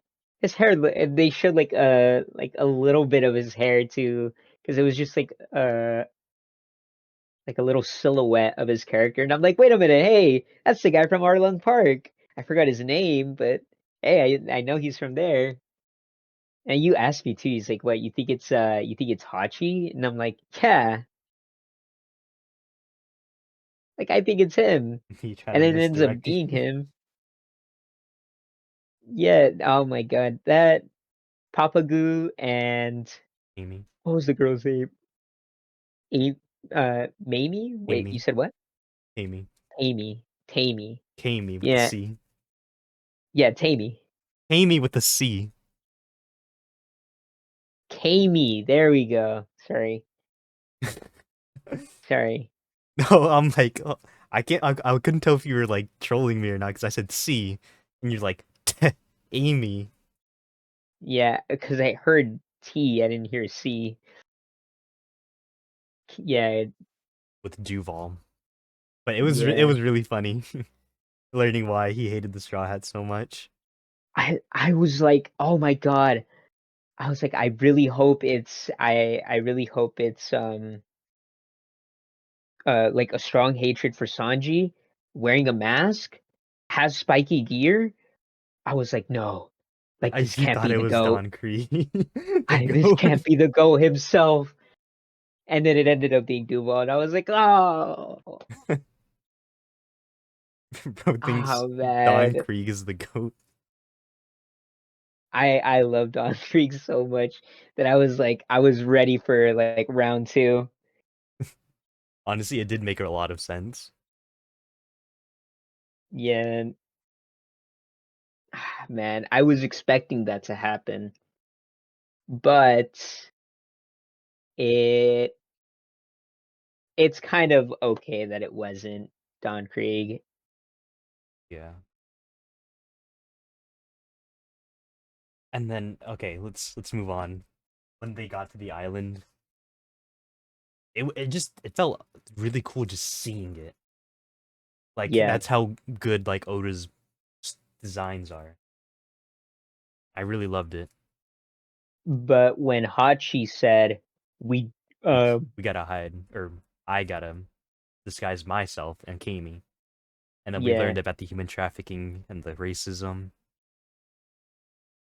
and yeah, it was Sabaody Park on itself.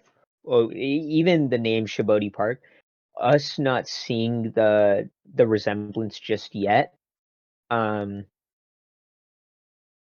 like it just uh from the outside looks nice and flashy, and it looks like a fun amusement park, but then we get to the dark side of Sabaody, all the human trafficking, yeah, Yeah, and then Kami goes, or yeah, Kami goes missing. yeah, So now they're on a hunt for Kami, and this is also before, because they're trying to make their way to Fishman Island. This is also where we try to find that secret shipwright that knows how to coat the, Ray, Ray-san. yeah. So like we don't know who this mysterious character is, and we get to the darker side of human trafficking, and this is also our first introduction to the celestial dragons. Yeah. Oh my God. Oof. Man, To they show, hmm? Oda really knows how to get people to hate a character. Yeah, yeah, to to show how small-minded these creatures are, to show how little they care for life. Human, like fish, it didn't matter to the celestial dragons. You were their slave. Like if they wanted you to be their slave, or if you wanted to be the wife, or if they wanted you to be the wife and you're married already, they didn't give a shit. You hop in. You're getting in the car. And to see that it was okay for this to just happen, it really just puts like your mind like, what the fuck? I'm like, whoa, wait. You're saying it's okay? You're saying it's okay to just let this happen? Yeah, and we saw one of their slaves escape, right? And his collar blew Hmm. up in the middle of town. Yep. So, man, it was really scary. And on top of that, when we saw I think it was one of the slaves gets like stabbed or something, or they just took too many wounds from the celestial dragon, that they carry him on a stretcher, and the celestial dragon is just like, "Hey, where the fuck are you going? Huh? Did I say you can take him to get help? No? Wait, Boom. that was the it wasn't even the slave. It was I think a random person who I th- Who's just been who's just been hurt?" I think and That was the husband of the wife. oh yeah, that was being taken, I think. Yeah. And then Zoro was like, huh? Because he also crossed the Celestial Dragon's path. And he was Hmm. like, who the hell are you? And then Bonnie was like, what the hell are you doing? Yeah. But Oda really knows how to get you to hate someone.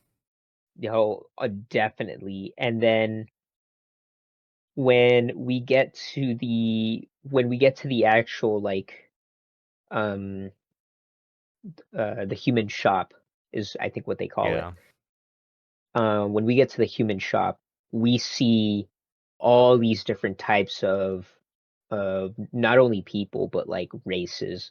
We see fishmen, um, Giants. giants, old, young. It didn't really matter as long as they got sold. And seeing that, it was like it opened a new like world to like the viewer, the reader. It's like, holy shit, it's like it's never going to be like bad. It's gonna be much worse than bad. And most satisfying punch in one. Well, honestly, I think second. I think number one was when Kuma punched Saturn. Yeah. The second most satisfying punch in One Piece. Yep. Oh, in the anime too, it was so funny. The Knocks his motherfucker got ass the back to the color. manga. Knocked the color out of the We haven't it even talked it about was pretty cool. the worst generation yet. How we got introduced to them. And while mentioning them, also Kizaru. Mm-hmm. I think Oh, I think it was I loved the introduction of the worst generation. It was so cool seeing their powers and kind of like their dynamics. mm-hmm. And I also loved how Kizaru just felt like the most unstoppable person in the world. Yeah, he was just, oh man, it wasn't until we got to know that that shipwright was Rayleigh, The um, vice captain of the Roger Pirates. and we are just like, "Whoa, whoa, whoa, whoa, whoa, what?" It's just like, "What the hell is he doing here? Sabaody, of all places? Why would he be here?" It's so crazy. Him putting up a fight against Kizaru, it just showed how strong he was as a character. It also shows how strong Kizaru is, because like Mhm. we saw that Rayleigh was kind of like, oh man, I'm not as young as I used to be, and like he couldn't like Yeah. hold him off completely. And if they Yep. kept going, he would have lost.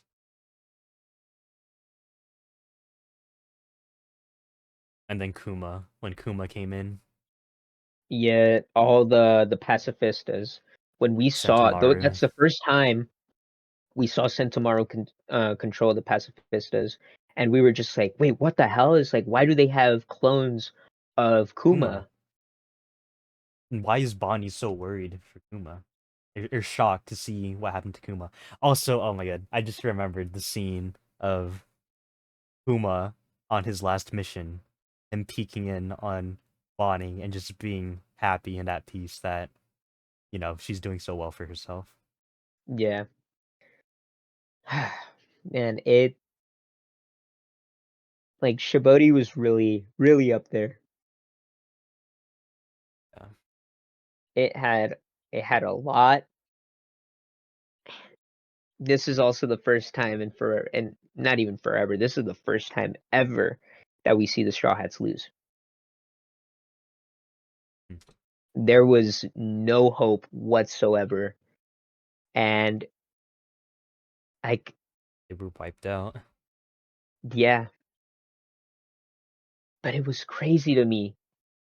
I was questioning where they sent them.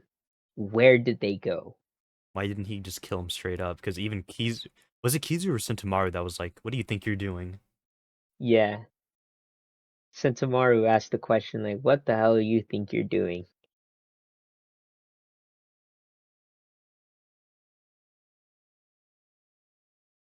And then him telling Luffy, "This is the last time we're gonna meet." Because it's not like the last time we'll see each other, but Yeah. he's not gonna have a mind anymore. Mhm. Yep. I absolutely, man. I was torn.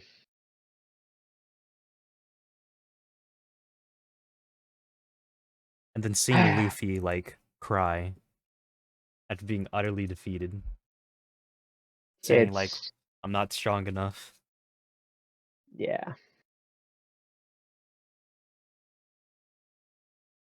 Hmm.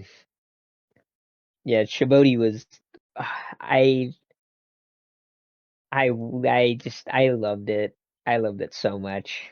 Yeah, It also set a new tone for One Piece. yeah, because it gets dark. Like, let's look Mm. down. Impel Down, the living hell, hell on earth. Marineford, Mhm. where we saw Blackbeard kill Whitebeard, Ace die. Post-war, oh, again, where Luffy just was in shock. He went into shock, Literally. and then the rest of it, like, I mean, Return to Sabaody was generally happy. Fishman Island, very dark. You know, learning about the racism, Punk Hazard, children being experimented on, weapons, chemical weapons of mass destruction. Just Dressrosa. We learn more about the Smile Fruits, and then the Birdcage, Zoe, Jack's plan, Whole Cake Island. We learn what happened to Sanji and more about the Emperors and how they work and how they plan to assassinate the entire Vinsmoke family. Reverie, Emu, Wano, the Smile Fruits. Okay, I'm not gonna get into it because you know we Yeah. still got a lot of arcs to get through. But like this, this marked the point where One Piece is gonna get more serious and more dark. Yeah. That once it hit Sabaody, that's like Total tone okay. shift. Yeah. It's like this time I want to take the writing more seriously. Okay, This time. when I was Mm. reading right and caught up for the first time, Mhm. I was like, time skip isn't as good as pre time skip, but like, I think post time skip's way better because I think two of my top three favorite arcs are time skip arcs. Mhm. All right, Capote, I feel like we got to put it at the top of the list. Yeah. Like, oh, What the hell? Yep. Amazon Lily. This is a pretty quick arc. Like, go ahead. Yeah. It was a pretty quick arc. We got to see the aftermath of the fight between Blackbeard and and Ace. We saw that Ace was captured and given to the uh yeah, Well, given yeah, to Impel government. Down, the government, and they plan an execution on Ace. So, um, on top of that, this this is also when we learn about what's it called? About a mark on the back of Hancock. the three sisters. Yeah, Yeah. well, yeah, all three of them. It's the three sisters that have a mark on their back, and they made it so like nobody can see the marks because if you will turn to stone and you will never be unturned again. So, I think this was a really good arc. But I'm sorry for oh, interrupting. Go ahead. especially. Yeah, I was just gonna get to that right now. It's like when they were sentencing that girl for helping Luffy to death, and Luffy chose to save the girl instead of himself. Well, And not even that. He rather chose to save them rather than getting a boat so he could go find or go help Ace. yeah, he's like Ace can handle himself, but I'd rather help them. Yeah, because in his mind, they were the ones that really help. Mm-hmm. It it was a really strong it was a really strong arc for Luffy. And then this is the first time we got like really introduced. It was being more developed of Conqueror's Hockey. Yeah. I think my favorite part was when Luffy covered up, um, I think the sister's mark, because Yeah. he even though he doesn't know what it means, he knows like how important it is to them for it to stay covered. Yep. But yeah, I think Amazon Lily's only like 11 chapters, if that even. But where would you put it? Somewhere It's around B, in my opinion. B. My opinion. Like a high B. I think it's as good as NS. It's Oh, better wait, than that's not Impel you that Down. Impel Down. It's better than Skypeia. I'm not What? Skypeia. Reverse Mountain. I'm sorry. Okay, My I was bad. gonna say, alright, Impel Down. I remember like when we watched Impel Down, you were like, "Oh, this is one of my favorites." Yep. I mean, Impel Down's Still still a is. really good arc. It was really funny, but really dark at the same time. I loved Yep. going through each level of hell because I loved how each floor was designed. Not And then only we that, based. um, I was gonna say we based our one of our Minecraft prisons after Impel Down. yeah, and Impel Down, we get to see Baroque works again, and the goat Buggy. Yep. This is when I started liking Buggy.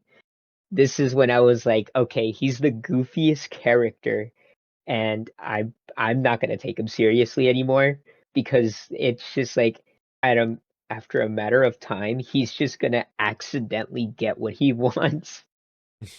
Or not even accidentally get what he wants. He's gonna accidentally get something that he doesn't want. It was really funny how they kept dragging Buggy deeper and deeper on accident.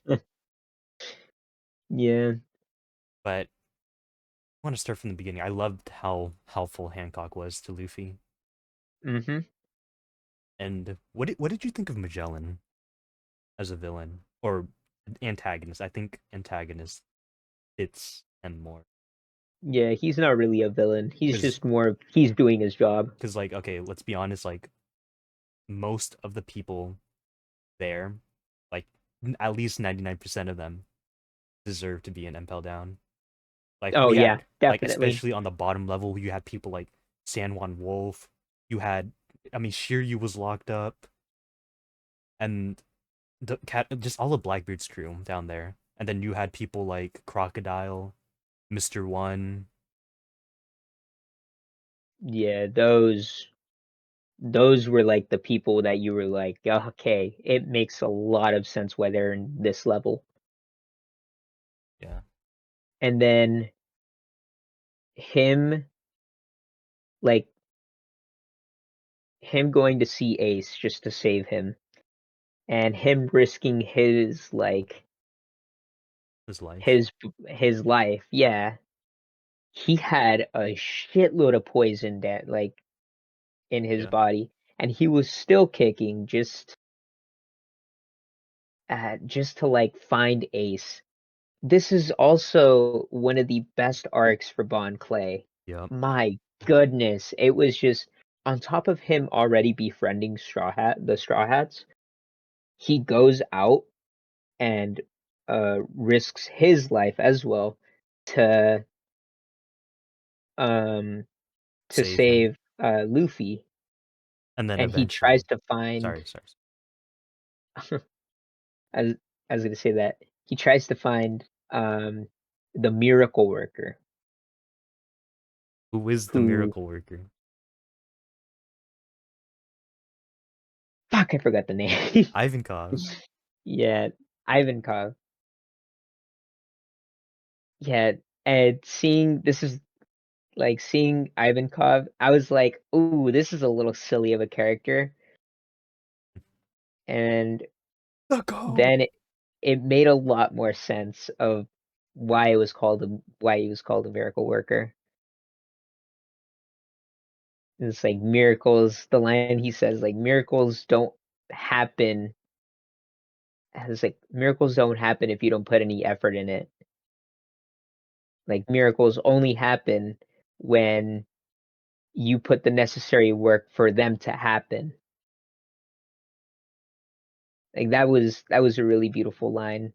And seeing Bon Clay outside of the door of Luffy and him telling like encouraging Luffy to keep going and keep pushing and keep like fighting the poison.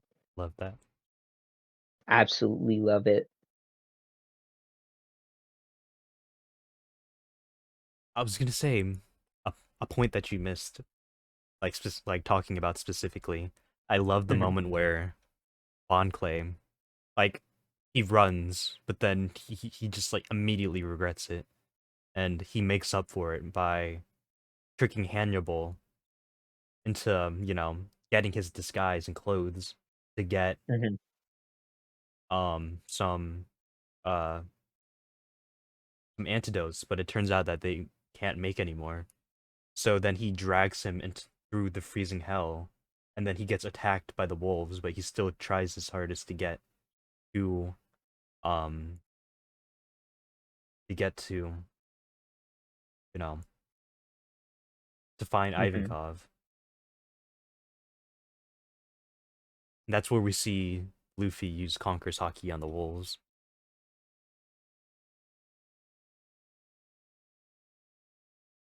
Man, yeah, I love Impel Down. I think Very very cool. a couple things I kind of get the timeline mixed up, but Mhm, I just wanted to lift us off some points. I'm not sure what order they come in, but I know it wasn't canon. It's not technically canon because it wasn't shown in the manga.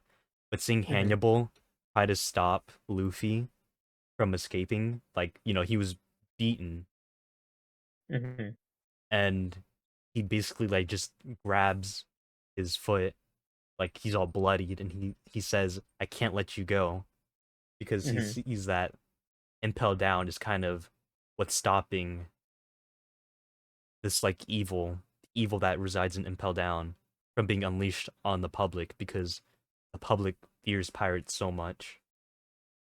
Yep. And Honestly, all of these characters were lovable. I love all these characters. let me say Shiryu. Oh my god, he is scary. I loved Yep. him. His voice actor, his character design, so good. Jesus. Ah man, I remember when you asked me like what does Blackbeard want with Shiryu? And I guessed it correctly. Hey. Woo. I said that he wants him like a bigger part of his plan. Like he isn't finished. He's like trying to break out the baddest of the bad. And when we saw Blackbeard, when we saw Blackbeard go into Impel Down, that was just that was kind of like okay, he has his plan set into motion. What more does he want? And then my guess is he wants the world, and which is kind of true. Now, He wants the goat piece, the one piece. but yeah, this set uh so many things into play for his um for his plan. Bigger picture opens up, and now, man, it's Impel Down is one of my favorites. Amazing, amazing arc for Bon Clay. Amazing characters overall. Really cool designs. Really cool designs. We Yeah. also this is where we like really get to meet Jinbei. Hmm. Another thing Oh, that's right. Yeah. is that I loved when like this is the only time really where Luffy and Blackbeard fought so far. Yeah. Like, oh man, it was really satisfying seeing Luffy hit Blackbeard. It really was. But he wasn't there for Blackbeard, and Blackbeard didn't really want to fight him, so he was like, "You do your thing, I do my thing, And then and we'll both Magellan, be on our way." Magellan obliterating Blackbeard's crew. Yeah. And again, I think this arc really shows how much of a schemer, how deep Blackbeard thinks about his plans. Yep. Ah man, Now, crazy part is he didn't. Oh, the question goes that did he have intel that Luffy was breaking in to Impel Down, or was he already planning that from the start? I think he knew That's that. a real question. I don't know, kind of. Yeah, That is like because one of the craziest he questions. was planning on utilizing how like the chaos of what he was gonna do, so he could easily free the prisoners of level 6. Hmm. Man, About that, and ah, it absolutely broke my heart. And I think I said like I don't see him on the ship. yeah, And then cuts to Magellan, Magellan or Magellan Magellan on quotes. opening up the gate. Ah, man, I started tearing up because I'm like, God damn it again. Yeah, we I just I got him back. it just like absolutely broke my heart. We didn't mention the best comedy duo, Mr. Three and Buggy. Mr. Three and Buggy. Their antics, oh my god. When they were like trying to like hide from the wolves on the freezing owl. and Yeah, then and and then what was I thinking? When they were like in that one floor with the minotaurs and they were just like farting under under their blanket. Or would you rank Impel Down? that that one to me is an S tier. Or would you put it I there? love above Arlong Park. Oh damn, second best. I would say Yeah. I would say it for me it'd be like this, but I'm okay with that. Marineford.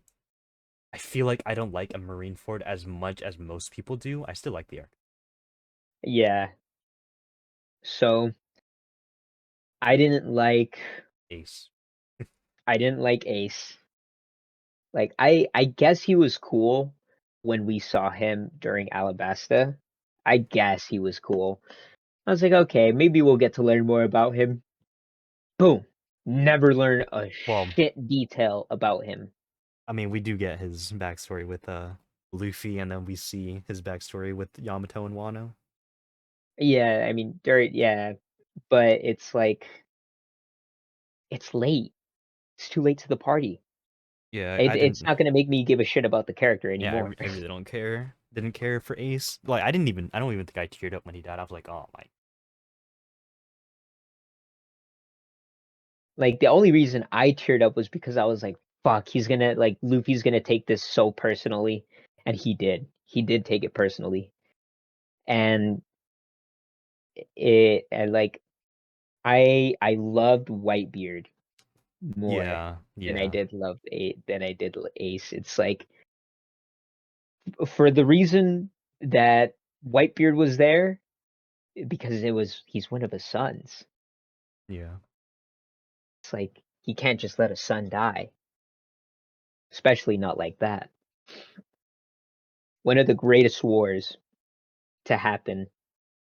I was gonna say, I loved seeing Garp's kind of how torn he was between his duty as a parent and his duty as a marine. Yep. And it's just, man, Yeah, that he really was. made me sad. I didn't think he was gonna let Ace go because he still had a duty to do. But Then I he changes his I mind when Ace dies. Like, bro, it's too late. yeah. And on top of that, um, Garp, when the log falls in front of Garp and Garp gets in the way of Luffy and Luffy just gives him a soft punch. Like you know it didn't even hurt him. You know it didn't hurt Garp at all. But that's when Sengoku realized what he did. And he let uh he let um he let Luffy go to Ace because after all, you're still family. Damn, that line from Sengoku is really awesome because he knew that Garf has a really big soft spot for his family. Even though he doesn't really show it too much. Hmm. Hmm. Let me think of some other things I want to mention. I just think that this did a really good job of building towards this great thing where we see these characters that we've wanted to see for so long in action. And if it weren't for that long of a build up, like, we wouldn't give a shit. But like, after so many arcs, after so much writing, after so much, just, you know what I'm getting at, right? Hmm. Just seeing it pay off was just a great thing. Yeah, man. And then the death of Whitebeard was just so cool. It Yeah. was so sad and so cool. Died standing. Yep. The One Piece! The One Piece is You were so real. shocked. You're like, what? He said it? And yeah, I was like, what the fuck? I'm like, he's the one who says it. Yeah, because the meme is in the dub, and you didn't. But would it? Oh, I mean that. Not only was that an amazing scene, I remember telling you, I'm like, oh man, I hate that scene. That scene got memed because it's such a good scene. But also, Whitebeard telling Sengoku that he knows that something is coming that he fears, and we know that's gonna be the Great War.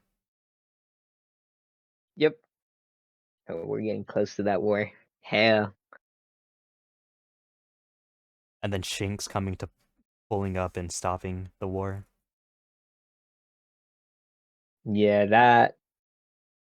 And haven't seen Shanks since like, ooh, fuck me. That's since like when?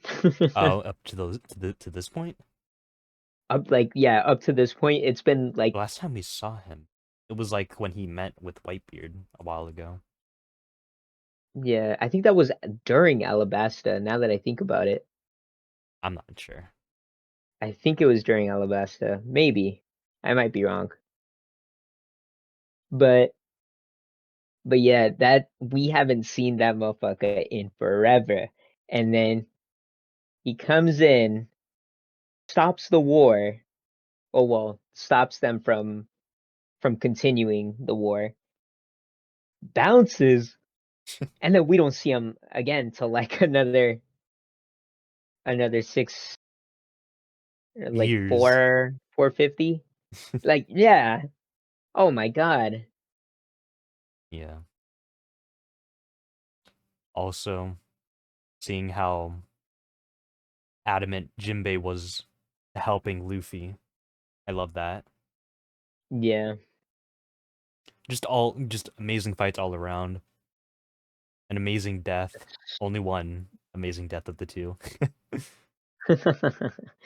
Yeah. It Or was like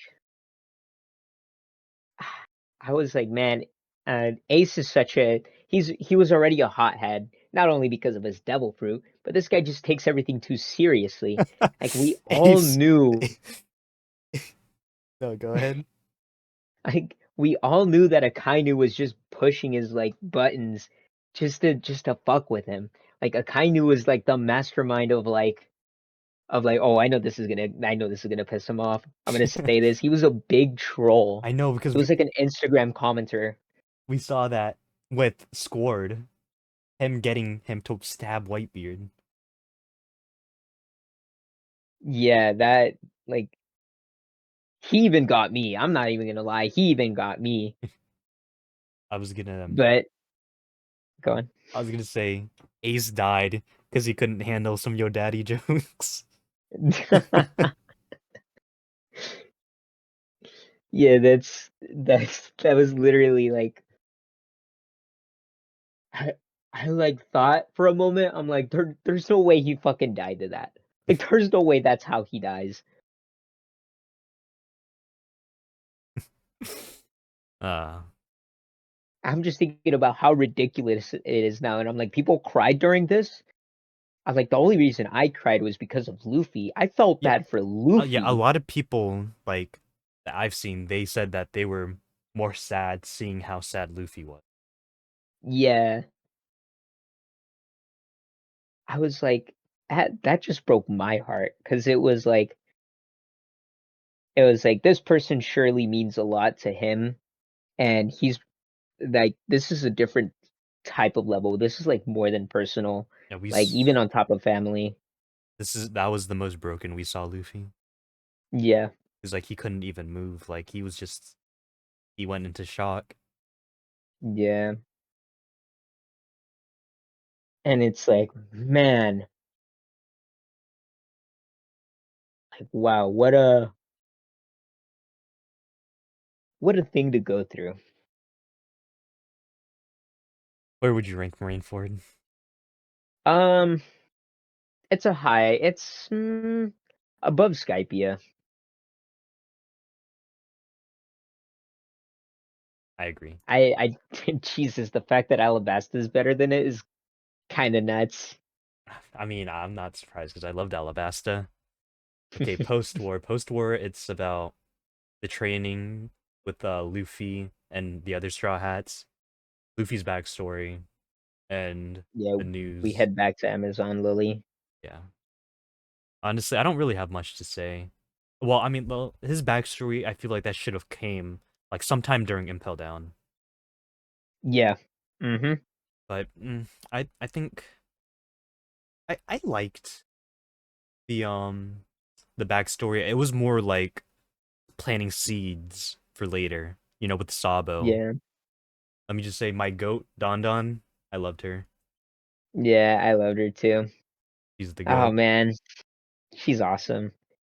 And It broke my heart, like when Garp returned, and then Don Don kind of attacked him, and she was crying, asking why he didn't protect Ace. yeah, That's all I really have to say about this, I because think it was. I think Yeah, hmm, go ahead. I was gonna say I think it like she said something along the lines of, you care more about your Mm-hmm. duty than your family. Yep. And it's oh my god, that line in itself, yeah, that was just really, really sad. But like post-war, besides the training and us building up to the payoff of the 2-year time skip.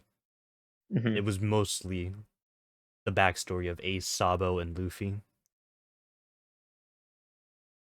And this just made me love Sabo more. Well, cause like I knew about Sabo. I didn't know when he I, was going to I appear. tried to gaslight you into thinking he was dead. I'm like, there's no way he could have died to that. I mean, he doesn't even have a devil fruit. And that I was like, yeah, there's no way. That motherfucker's like floating on a piece of wood right now. A Bro's very Mr. floaty 3. piece of wood. Where would you where would you rank post war? I'd say It's around the like middle of B. B, yeah, in like the middle. Like, yeah, that's good. Return to Sabaody. This is the most happy arc in a while. Yeah, We see all that this payoff and how strong they got. that sail to Fishman Island. Yeah. Yeah, that one was really good. Oh my God. And I felt like tearing up because Jesus Christ, this is we just saw a 2-year break between the Straw Hats. They were all doing their own thing, getting stronger for the new world. And it was not only that, it wasn't only that. The fact that Kuma sent them to locations where they would all grow as characters just showed what type of a character Kuma was. He knew And that they weren't strong enough for the new world. so he set them up. He set them up to go to these areas to get stronger. Forgot to mention that during Sabaody, Mhm. Kuma talked to Rayleigh. He was like, "Do you trust me?" Oh, that's right. Yeah. Yeah. And then we didn't get to we didn't get to know what he meant until later on during Egghead. And here we were like, "Huh." I feel like he's got to have known that what was going on. Yeah, like there was something that he knew about the Straw Hats, which now 100% we know now, but it was like then, like wow, like why would this tyrant, Kuma the tyrant, Yeah. um, why would he save them out of like anyone else? And then his final mission being protect Mm-hmm. Funny. protect the Sunny Till a until they straw hat return. returned. I think that was the best moment of the arc. Hmm. And the fake straw hats, that was pretty funny. Yeah, that was pretty funny. And Chopper then was like, "Robin, what's wrong with you?" he's like, "Oh." He got tricked. He's like, "Oh, you guys have changed." It's like, I don't want to be a part of this group anymore. That shit was pretty funny. Yeah. And then seeing the fake straw hats become the fake kid pirates. Yeah, that one was really. Oh, it's not even that. Do you remember when they had Nico Robin in custody? Yeah. And it wasn't until like when was that? It was like 2 or 3 arcs later that they were like, "Oh, we actually like I thought we had a Nico Robin in custody." And it turns out it wasn't even her. It was the fake one. And shit was pretty funny. Where would you Rick return to Sabaody? That one, damn, I don't know. I want to say high A. IA. Hmm. Yeah. I'd say like What do you say? I would say like bottom of A. Bottom A? Yeah, okay, Well, I can do that. maybe above Jaya or the Yeah. Baratie. What do you think? Above Jaya or above Baratie? Uh, above the Baratie. Fishman Island, man. Absolutely love Fishman Island. Again, overhated as hell. People don't Yeah, understand the greatness. man, it's like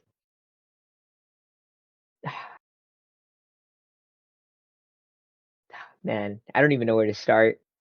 Well, let's start from the beginning. They land, and we learn about.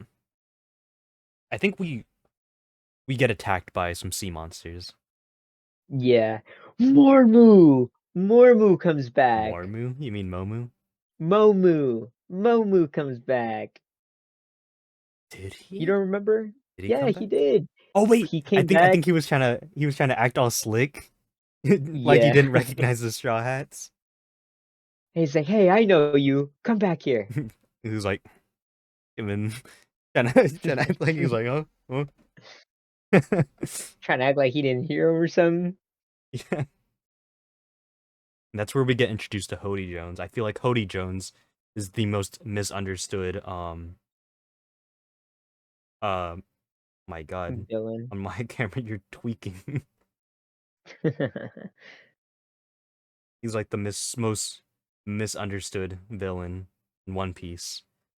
Like his motivations for being evil are supposed to be shady and or shoddy on purpose. It's just to show how unfounded and how nonsensical his racism is, and how he's basically a victim of indoctrination. Yep. Oh my God. It's just like he soaked up Hate. so much hatred that he just like became hate itself.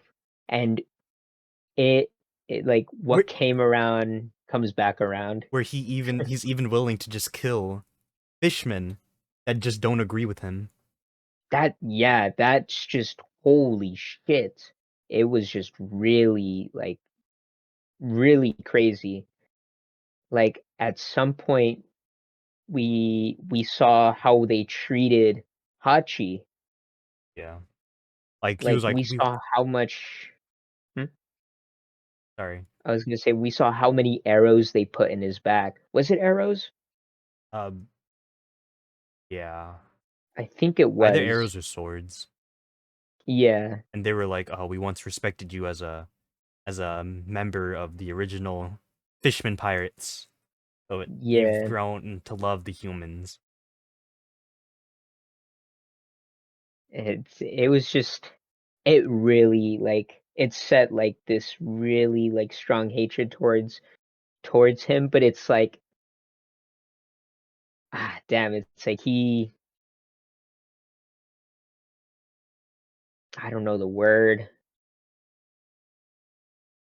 I think I'm not sure if it was Hachi that said it, but someone said that Arlong and Hody are different. Like Arlong, he loved fishmen. He wouldn't hurt them. Mhm. But Hody, he doesn't care.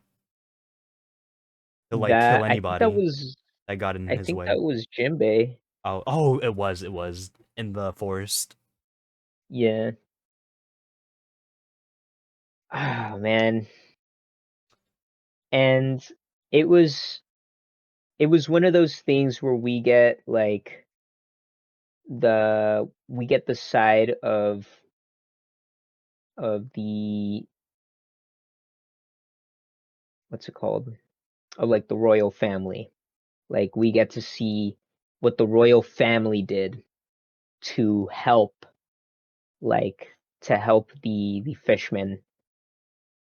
What?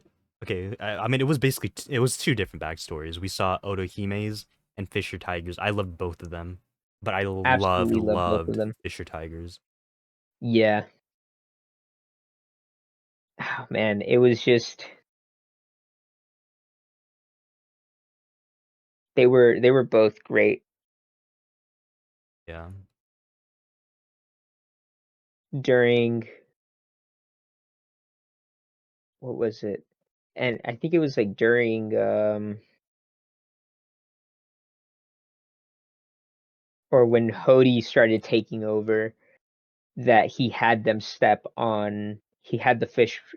fishman people like step on Yeah, a picture of The Otohime. picture of Otohime. It was really sad. Yeah. And how he burned the signatures originally. Yep. What did you think of the reveal that Shirahoshi is an ancient weapon? Oh my God. When we found out that she was Neptune, what the fuck? That was just like, what? I mean, it made a lot of sense because we saw that in the back or in the story of Otohime that like He was when crying. Shirahoshi would cry, they would just cause massive like all the like Speaking. giant all the Sea Kings to just like freak out and just be like, what the fuck is going on? Someone in danger? Like, okay, just attack everything, like on site, everything. I think It was crazy. It was surprising, and man, I think that I think also a lot of mystery comes from Fishman Island. true. Most We also saw specifically, Noah Shirley and Noah, yeah. Because Noah was intended for Joy Boy. for Joy Boy's return, Yup.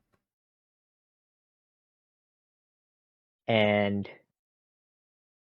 Shirley had seen the future as well, where Luffy, or A well, man a with the person straw with a hat. straw hat, a man with a straw hat, was burning down Fishman Island, and that that to me was just like, whoa, whoa, whoa, whoa, whoa, whoa, whoa, wait, that doesn't make any sense.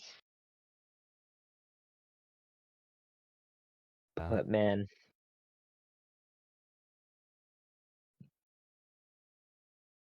what else is there to mention? um,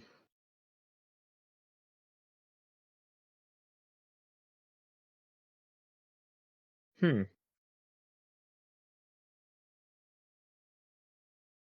I don't know.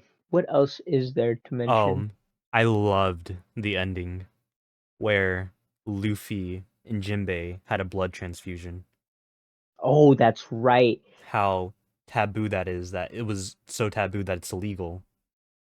How Fisher Tiger died because he couldn't bring himself to have a blood transfusion with a human. That's Yep, much how much hatred there was between them, that even like someone like Fisher Tiger wasn't willing to do it. But yeah. Jinbei and Luffy, they were able to. And Jinbei was like, I'm willing uh to risk my what was it, my reputation as a fisherman to save the life of Luffy. I think It's like something like that. But yeah, oh my god, it was beautiful, beautiful storytelling. we also see Luffy call out Big Mom. Oh yeah. Oh my god, and the bomb. I wanted to see it blow up in her face so badly, but we'll get into that in a bit. Oh Yeah, my god. It, oh, it it was very, very beautiful.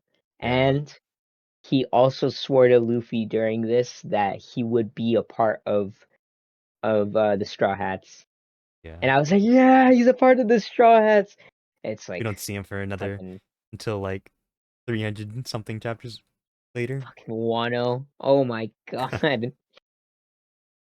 And he said that he had some business to take care of, and we didn't know until we got to Whole Cake Island. Yeah.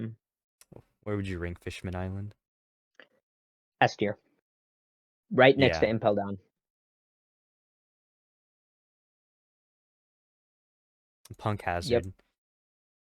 I'm Ooh. still not the biggest fan of Punk Hazard, but it was definitely better on the second read through. Mm-hmm. Well, I mean, not on the second read through because I just went through it first. Well, for me, But it was better on the second read through. but I liked it. I liked it I too. really did like it. Yeah. And it it was one of the biggest questions. Is Vegapunk a really good person? Because he helped create these weapons. And I always stood by my side and I said that Vegapunk has never been a bad person. He has always been a good person. Yeah, He will always be a good person, but the only thing that he wanted was money. And who has money? The world government. But in order to get world government money, gotta you work need for to him. do world government things. So yeah, and it was like it was just wow. This Punk Hazard was extremely. It just showed like more science. It opened a new view onto like the science world of One Piece. Oh, It's like there's a large amount of technology because we didn't see a lot of technology being used up until like up until Punk Hazard. well, we did see Frankie land in Baltigo, Oh well, yeah, that too. and we I, did know that uh, Vegapunk was a genius, but we didn't see how deep his genius and went. that yeah, Kuma was a cyborg, and that yeah, Yep. he created the pacifistas. But we didn't see a lot of technology until like Punk Hazard. That's when we started to learn like okay, there is a shitload of technology here. It's just not like quite known to the world. Yeah. Um, this is also an extremely dark arc. Extremely, yeah. Seeing how Caesar would experiment on the children, give them these drugs to the point where they're dependent on them, where they had no choice but to stay there on Punk Hazard, was really fucked. And Yeah. when we looking at the centaurs, quote unquote, that served Hmm. Caesar, how he really did not care for them. They saw him as their savior, but he didn't care. Yeah. They're nothing to him. And seeing the people get die to the chemical weapons that he was making, especially what was it called? The one that Smiley turned into. It was like White Death or The something. I think it was something like that, yeah. Yeah. But wow, that one is Jesus. It was extremely dark. And to see that Law was a part of this was kind of Aw. like it questioned who he is as a person. Like, is he helping Caesar or is he doing this for the sake of something else? Yeah. And turns out it was for the sake of something else. Just like he didn't really care about what Caesar was doing. He cared about one other thing, and that was what was his name? Kaido. Joker. Uh, Flash Flamingo. Not uh no, the other guy. The Corazon. other guy that Corazon. Well, Oh, who killed Virgo. Corazon? Virgo. There we Well, go. not well. I mean, technically, Virgo wasn't the one that killed him. It was Doflamingo. Yeah, technically, yeah. But to see that he wanted to get back at Virgo, man. Hmm. This It also. was. Hmm? No, go ahead. I was gonna say that it was. It was like. Nah, I forgot. I was gonna say we meet Kinemon and Momonosuke in this arc. Oh, that's true. Yeah, yeah, yeah. We learn what samurai are, which makes the build up to Wano so much better. Yep. And we also learn about SAD. What is SAD? We don't realize that until later. And we don't know about the true effects until all the way to Wano. Yep. That that in itself setting like a really big seed and it growing throughout like arc after arc after arc. It's just it's crazy to me. Yeah. Where would you put Punk Hazard? Um in the middle, middle A, A. middle B, I was middle gonna B. say like the middle of B or even the top of Yeah, C. middle B's fine. There, right Well, here, right yeah, here. like that.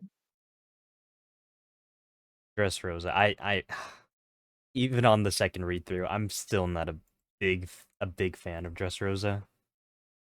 It was really way too I long, in my opinion. It did not need to be that long. The pacing was terrible, but it was painful I mean, to get through. like thinking about it this way, like at first I thought, why the fuck does Luffy have to go fight or fight in a gladiator, um, in a gladiator ring just to get a fruit? Like, why can't he just like break through and steal it? And then it kind of like occurred to me, right, Yeah. that because after Dressrosa, I'm like, holy shit! I'm like, wait a minute, they didn't really like they all liked Lucy. They all like Lucy. So it's like, huh. I'm like without them liking Lucy and then finding out later that it was Luffy, it's like they probably wouldn't have joined Luffy's side at all. Like they probably would have saved their own asses Yeah. if they wanted to. But that gladiator fight was pretty important. And And this was also it also showed what happened to the losers of the fights. mhm. And the daughter of Euros. Rebecca. yeah, the daughter of Kiros, Rebecca. That one that one was really important as well. Yeah. Seeing how she was um always in a defensive like she never took offense. She always took defense. Mm-hmm. And that's how she won all of her matches. She never swung a sword. Um I think that Kiros being the soldier by his daughter's side is just Yeah. beautiful. It was It a was extremely beautiful. it hurts when knowing that um you know Kyros being the soldier raised Rebecca and then her saying that you're not my father. Yeah. And I I actually I actually love Dressrosa. I it was long. Even though It was a little we painful. stopped for like a couple months. We I loved it a little bit more than Enies Lobby. It's crazy, I know. But I think the story in itself I was very beautiful. I did love Law's backstory and Senior Pink's backstory. Mhm. And I'm just gonna say this though. Senor Pink had no reason to have a backstory, I know but it they was did so it anyway. random, but it was a good backstory. Yeah. What was I gonna mention? we get introduced to Fujitora, who is the best admiral. I love him. Mm-hmm. Yep. Agreed. I loved his ideals, how, you know, he's willing to defy, a kainu if he thinks something's wrong. Mm-hmm. And I love the ending when he says, I wish I could see your face. I bet you look kind to Luffy. Yeah. Ah, that line in itself just it made me just want to tear up. Cause damn. How else am I missing? I think on Um. the fights, all of the fights besides the one with Doflamingo were just alright. Yeah.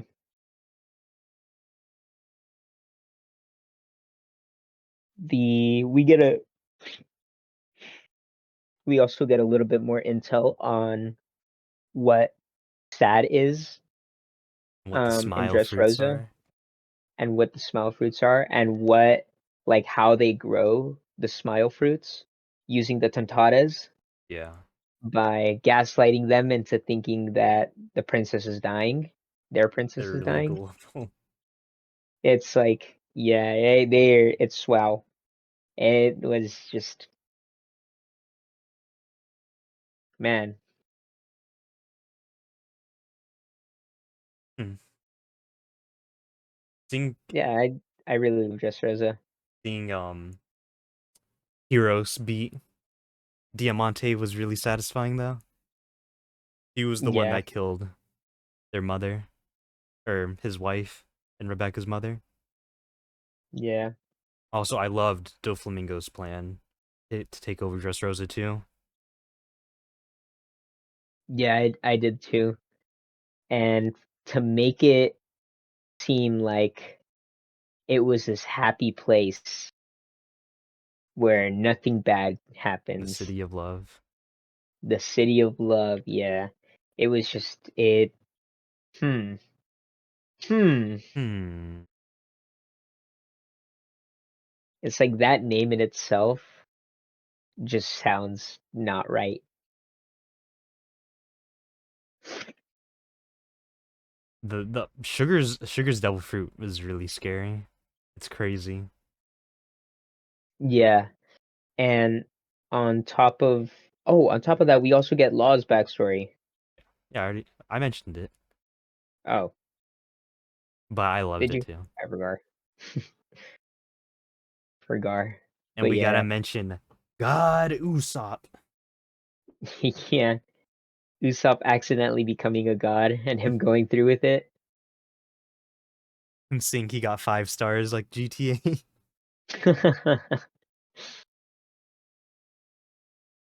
And I was gonna think, um, huh, damn. We get introduced to that motherfucker Conjuro. Oh my Oh god. yeah. I should have known.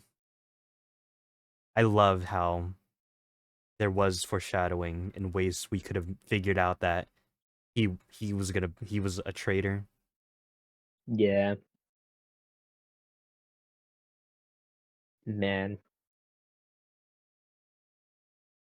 That one was that one was hurtful. That one hurt. Yeah, Dress Roses were really I loved it. I disagree, but We could put it a high or like middle B. I think I would go like middle of C. You think middle of B? So I think we can put it in the High middle of C. both of ours. We could put it at the top of C or the bottom of B. Uh Top of C is fine with me. So this one was pretty short too. A lot of good It build up was though. pretty short. I Yeah. loved seeing how the Minks took a stand against Jack for their comrade, Raizo. Ryunosuke. Oh, my goat. Son of a bitch. I started tearing up when Ryunosuke made it to the top. Oh, like god, I can't believe it. And it's all because that bastard Kinemon didn't want to draw him properly. Kinemon, Or Conjuro. Conjure. Damn, no, Kinemon, I'm sorry. I love Kinemon.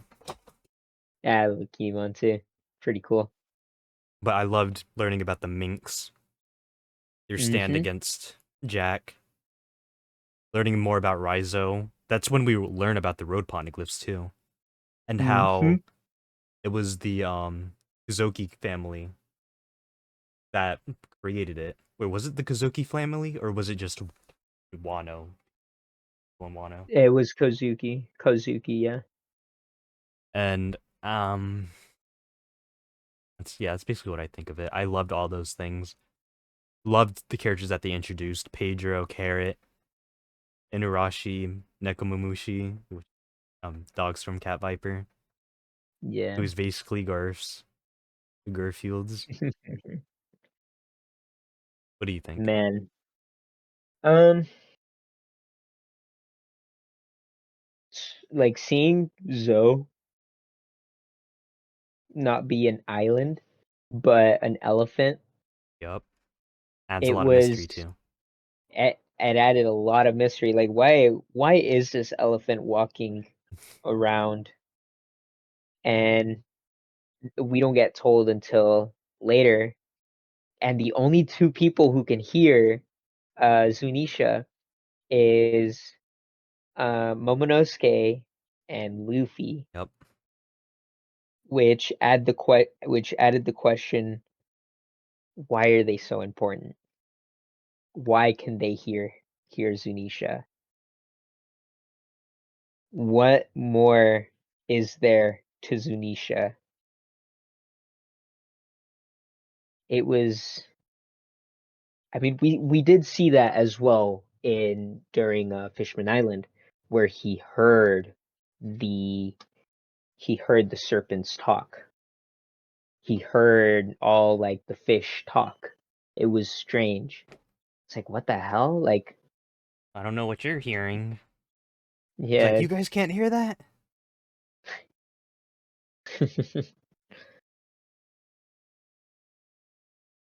I, I had some really good moments, but I think it's too short to be like, oh, this is peak. Yeah, It was more of a it's very short. a building up arc, kind of like Loguetown or Jaya. Yeah. Where would you put Zoe? I'd I'd say it's a pretty good B tier. Where and B? Somewhere near the middle. Uh Somewhere near the middle, yeah. I think it's better than Post. Is it better than Post War? Yeah, Okay. I would say so. Whole Cake Island. Oh man. S tier.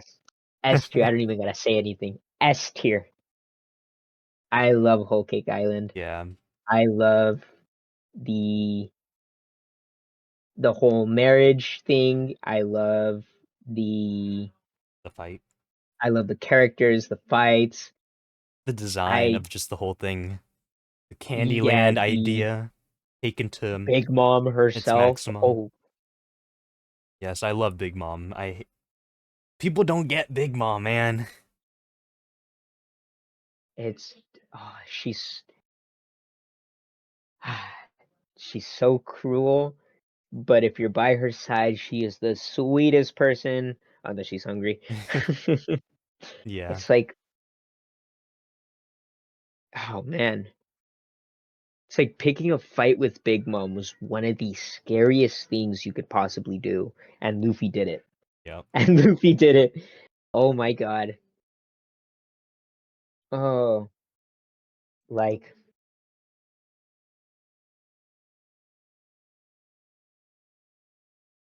I don't even know what to say. Start from the beginning. We land. Like when we I first got to, oh, well, was gonna say sorry. we got to Chocolat Island.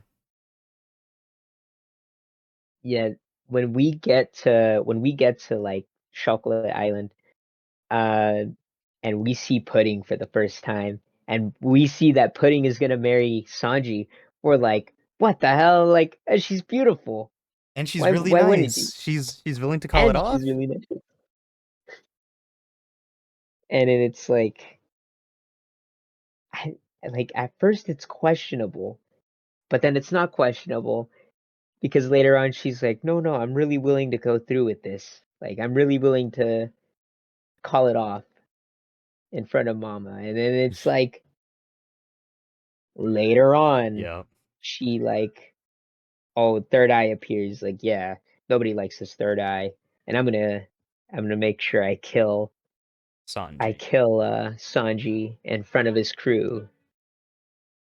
I was gonna say, like, I love how Oda like lures people in with a sense of like security almost, and then we see Hmm. that Heckham's wrote turn back on the ship, so that already builds up that mystery, and we know that something is up,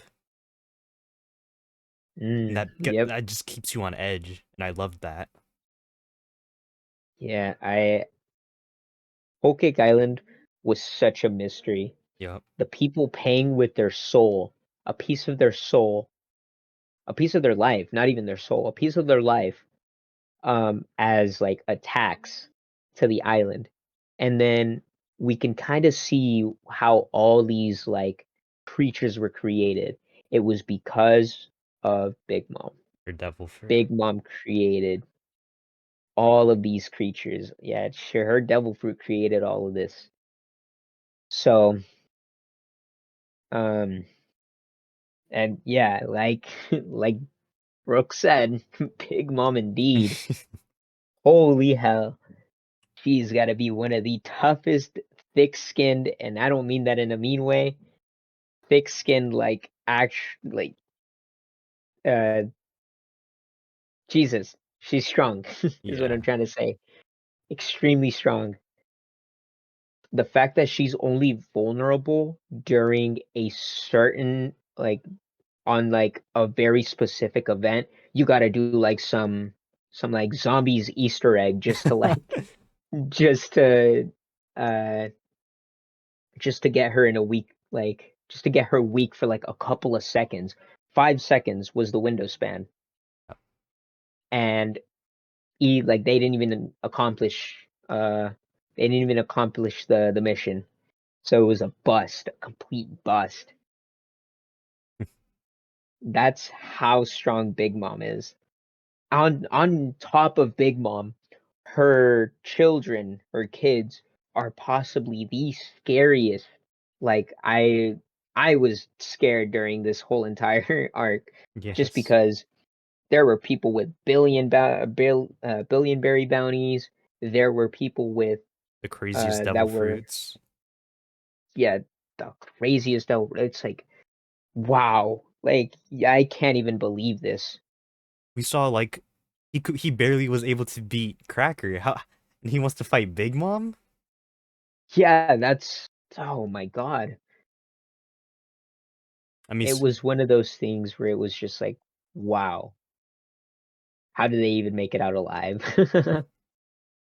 let me say the most heartbreaking part for me was when Sanji and Luffy finally met, and then Sanji fought him, and then he went back into the car, or the cat carriage, and then he was crying.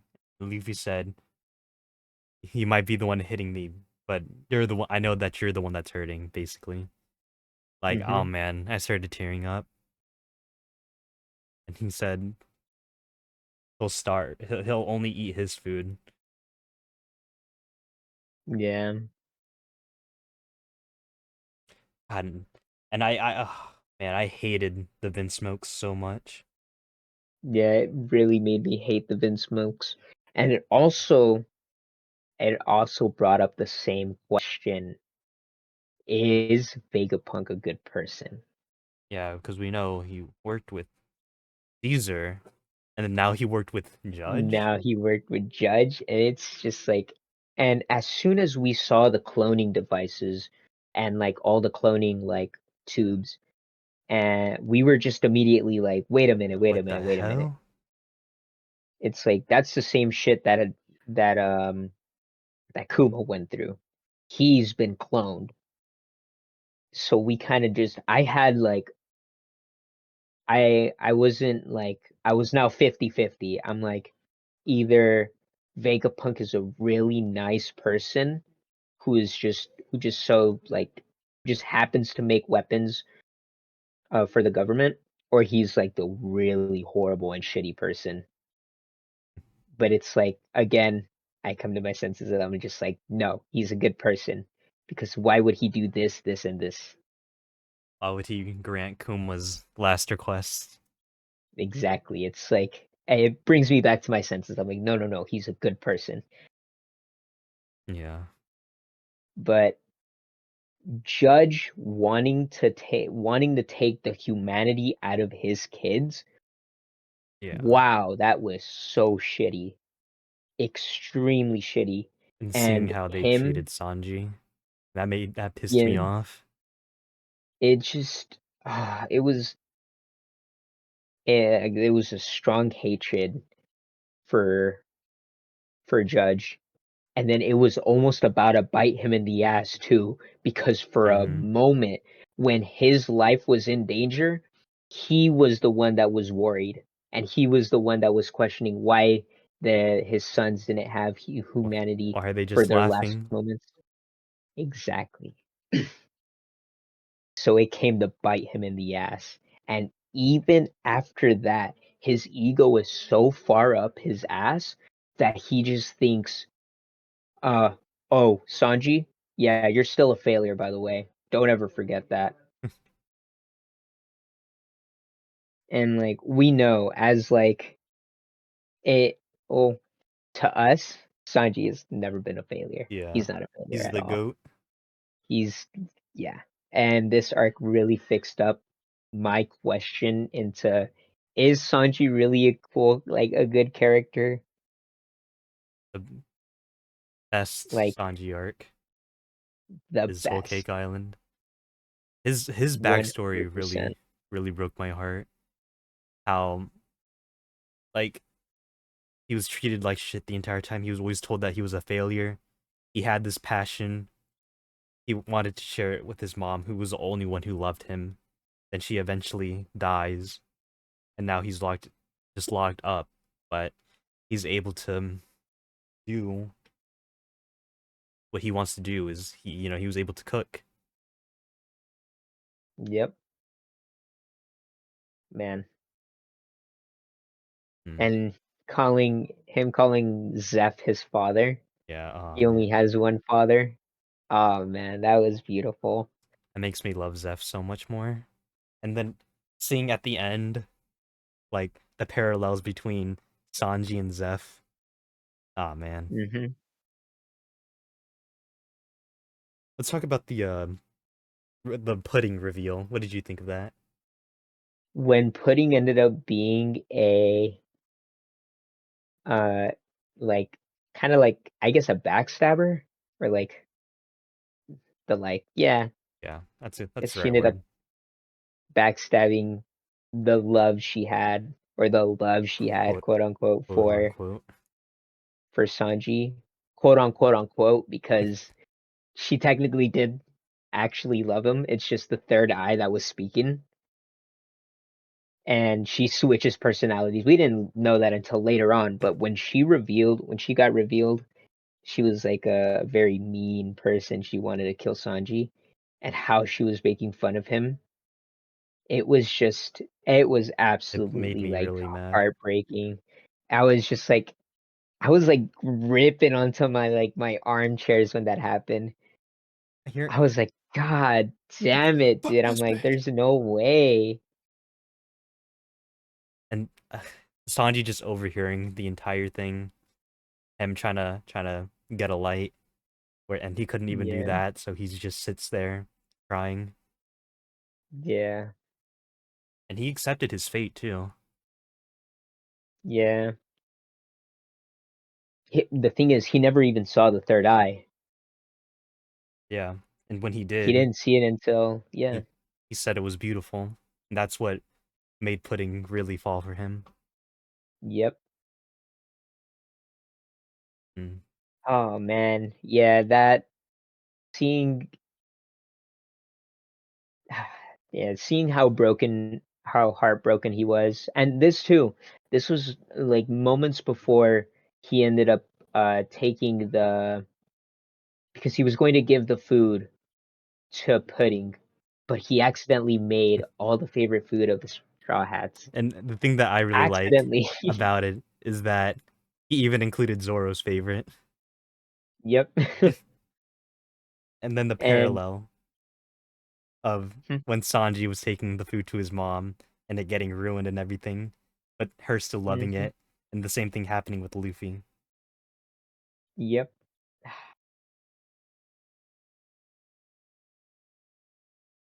man. Yeah, I absolutely love Whole Cake Island. Also, Beige. I really like what they did with his character because at first it just kind of seemed like, but then seeing like his commitment to like his own, not only his own family, but like also that kind of like crazy side of him, how he enjoys Mhm, seeing the heads cut off things and watching it struggle, like either literally or uh metaphorically. yeah, man. They really. I didn't think Beige was like, when I first thought of when I first saw Beige, I was like, this guy doesn't really look that interesting. And then they somehow made him interesting. I actually cared for Beige a whole lot more in Whole Cake Island. Wow. I was like, I was, it was just Jesus. Like, there's no way that they actually turned this character into a really good character, but they did. Yep. And wow. And then when we first saw it was Chiffon. When we first saw Chiffon, I was like, Lola? And they're like, oh, you know Lola? Oh, Lola's my twin sister. What? Oh my goodness. The fact that I said that during Fishman Island, and then it coming to, or going all the way to Whole Cake Island, and me just putting those pieces together, that was beautiful. Yeah.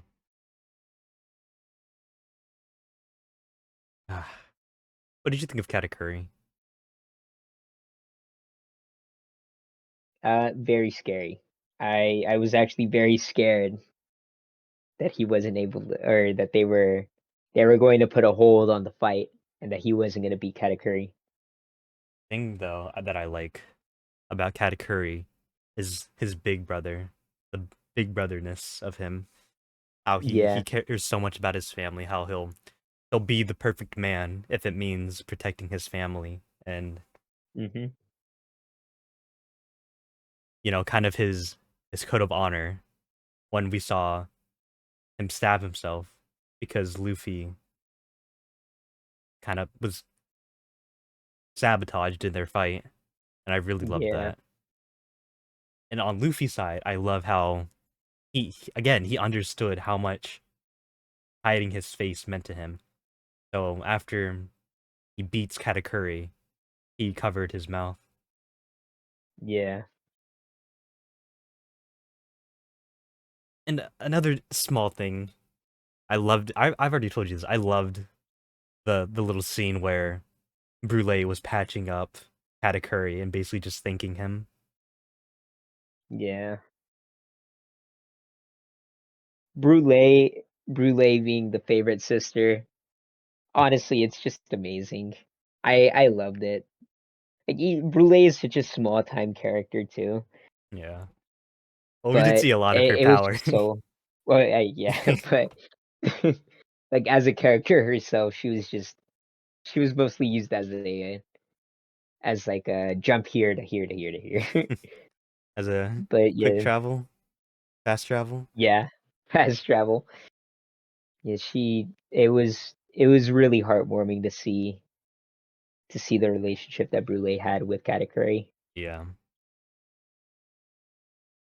And then that little shit.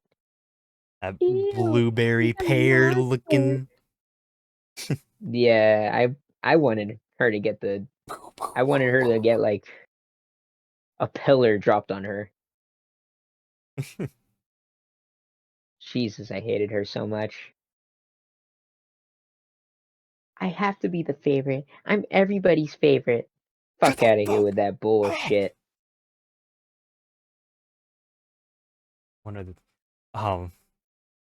when Pudding said goodbye to Sanji. Oh man, that broke my heart. Oh yeah, yeah. She removed the memory the From Sanji. from Sanji, so So he it doesn't wouldn't be even know. yeah. So it wouldn't be harder for him to leave her behind. Yeah, Because we know that Big Mom doesn't really care for Pudding. He just cares about her power. How yeah, Pudding hates Big Mom. That kind of gives me hope that Pudding will be free now that she's captured. You know, and yeah. the Blackbeard pirates eventually get defeated. Mhm. What else? I just love the whole idea of the Tea Party too. Mhm. All all the heads of the underworld gathering together, and you better make it or else. Or else, and they're not even playing with the or else. Like, oh, It's like oh God, oh, you were visiting your wife during the birth of your daughter. Oh, you were visiting the death of a family member. You were in a funeral. I don't give two shits, buddy. Take some lead in your skull. And no, they did not fuck around the one about killing. the one guy, he basically had to visit his I think his dying mother, and then Mhm. they sent him the head of his father. Either that or his heart. It Yeah, was one of those. And I think it was the head of his father. yeah. And oh my, like Katakuri was also terrifying. He could see the future? What?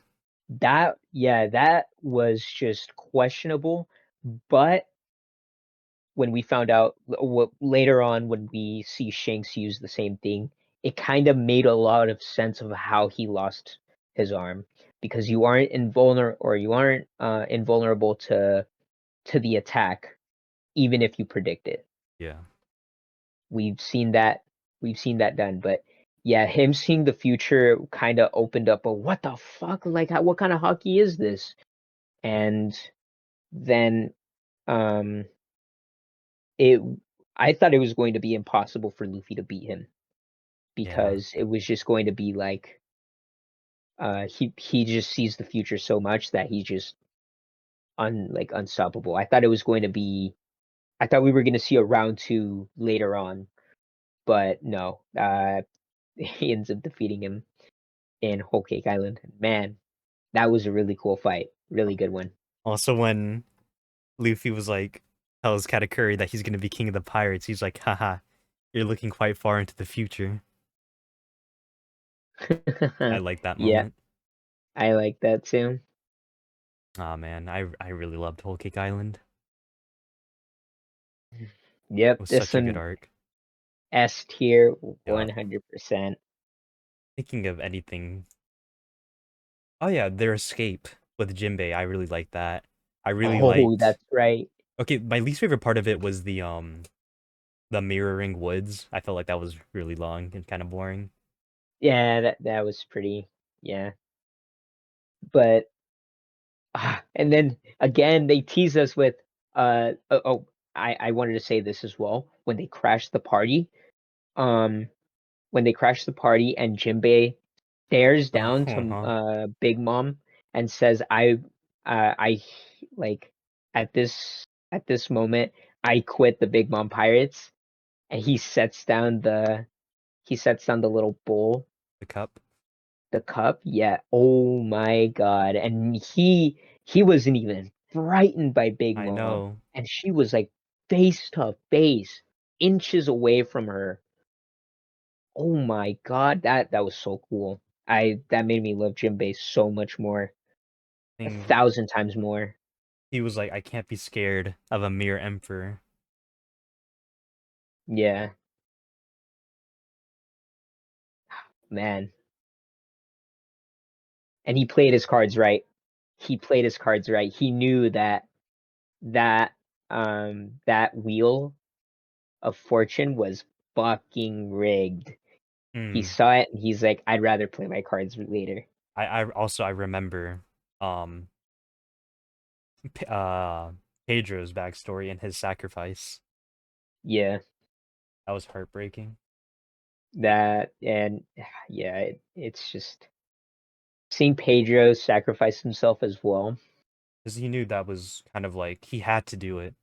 He needs to make sure that And Luffy makes it.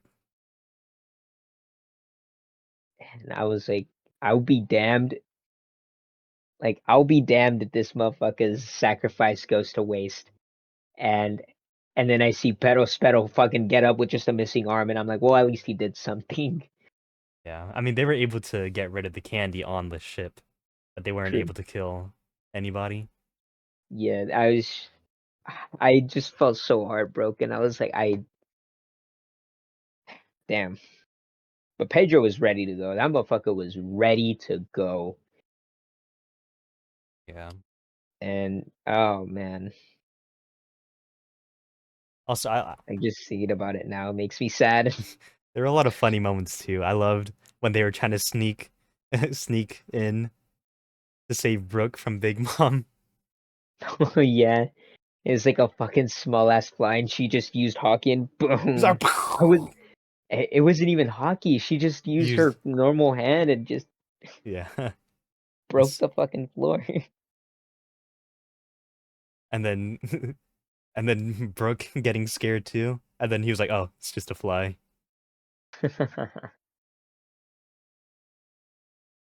Yeah. And it's like, you guys startled me in my sleep. All right, the Reverie. I love this arc too. We got to see the monarchs. We got to see the warlords gone. We got to see Emu. So many We get to questions. see Giant straw hats. So many questions. absolute crazy, like so many so many details left out. So many like it was just holy shit. Wow. And then I think during the Reverie too is when we hear or when they talk about or when Shanks, quote unquote, Yeah.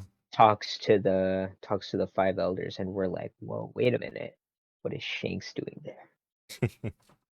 What pirate is he talking about? And then we were just thinking, we're like, oh, it's got to be Luffy, right? And then we're like, no, because Luffy, it would have been straightforward. Maybe it's Blackbeard, could be Blackbeard, and then it turns out it's Shamrock, and then we're just like, oh my Probably talking god, about he's talking about Shanks. Shanks. Yep. Oh my god. But yeah, holy shit. The Reverie pulls up so many There's questions. yeah, I know. I think it's around A tier. I think it's around A tier. Where A tier? Middle? Middle. I'd say above Skypeia or above. I'd say above Sabaody. I still think Skypeia is Okay. way underrated. Yeah. Okay. Ooh. Wano, the best arc in One Piece. Oh, I absolutely love this. Absolutely. This is one of my favorites. S tier above S tier. I This will mean, it's never the leave my number best. one spot. Yeah, it would never leave my number one spot. Like, it was such a long arc, but we finished it so quick because of how good it was. Yep. Man, it Like, was oh my god. just great. Learning Perfect. about Red Scabbards, the history of Wano, seeing what it's become, Odin's backstory, seeing them come together. Seeing him not only join the Whitebeard pirates, but also the uh Goldie Rogers group. Oh my god, it was just like he went everywhere and he made friends with everyone, and he journeyed across the entirety of World. like the world, yeah, basically. And It's beautiful. um, Perfect. just okay. We get introduced to the town that ate the smile fruits. We're like, but we don't know about what was up with like why the smile fruits are like that, or that it's Mhm. even the effect of smile fruits. We're just like, huh, that's Mhm. weird that they laugh a lot. Then for that to be called back to smile fruits made out of SAD, sad. It's just oh my god. And seeing It was Yasui's just sacrifice, yeah, seeing seeing Atoko Tama. Wait, no, not not Tama. no, yeah, I Toko. think it was Otoko Yeah. Seeing Otoko like not even being able to mourn the death of her dad. because of the smile fruit effect. It was so it Wano was it was like the plan failed, but we can find another way. Why I just know we can. That's basically how it is. It's like they had this straightforward plan, then it gets fucked here, and then they have to make another route, and then it gets fucked here, and then they got to make another route. It's like it so desperately clung onto hope, and it was so beautiful. It was just told in man, especially when we see the boiling Odin. of Odin, the the fact that he smiled at his like even during death, and so did Yasui too. During his crucifixion, he smiled during his death. Like all of those deaths paid off to that very moment. Oh man. The only thing that I didn't like about the um the arc was Big Mom's amnesia. It felt kind of cheap. It did. I thought, it would have made a lot more sense if she I well, I mean, it would have made a little bit more sense if they kind of like dragged her out of the ocean. Like Kaido was like, "Hey, don't let her die." It's like, um, just like pick her up and bring her to me. That would have made a lot more sense The thing is, because I don't think. Hmm? now go ahead. I was gonna say that it doesn't. I don't think it makes too much of a difference if she met with Tama and made friends with uh and she had the Oshiruko. The thing Like, is, I feel like she didn't need amnesia for that. Like none of them knew who Big Mom were, and like Big Mom yeah. isn't just gonna start like killing them for no reason. Like especially like even when she gains her memories back, she's like, you guys did this to that town that was so Mhm, nice to me." Like mhm. And if even they if were she just has, nice to her, like that she isn't gonna like go on a rampage there. She still would yeah, have done all the same things except for like befriend the Straw Hats for that short yeah, amount of that's time. yeah. I don't think she like even if she did pay attention to how Chopper looks, I don't think she would have like immediately pieced it together that he was a part of the Straw Hats because it's like Remember? such a low bounty like that. Oh, but you remember, when they were on Onigashima or Onigashima, they Hmm. they were passing by Big Mom's room in the tank, and the Chopper and Big Mom were just staring at each other. Yeah.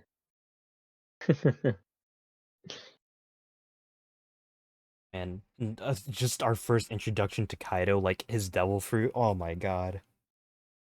Like Yeah. even after seeing Big Mom, it still just felt so helpless. He destroyed that mountain with a blast. And then, oh my God. And then it bringing that question back from Punk Hazard, because I remember thinking when I first saw Kaido and I saw the dragon, I pieced it together. I said, "Holy shit!"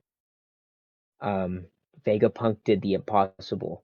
He perfected making a clone of a devil fruit, and it's impossible to do that. Nearly impossible. And the only failure that he had was that it was pink. Yeah. And I was like, he did it. Like, Caesar couldn't do this. And the little detail that the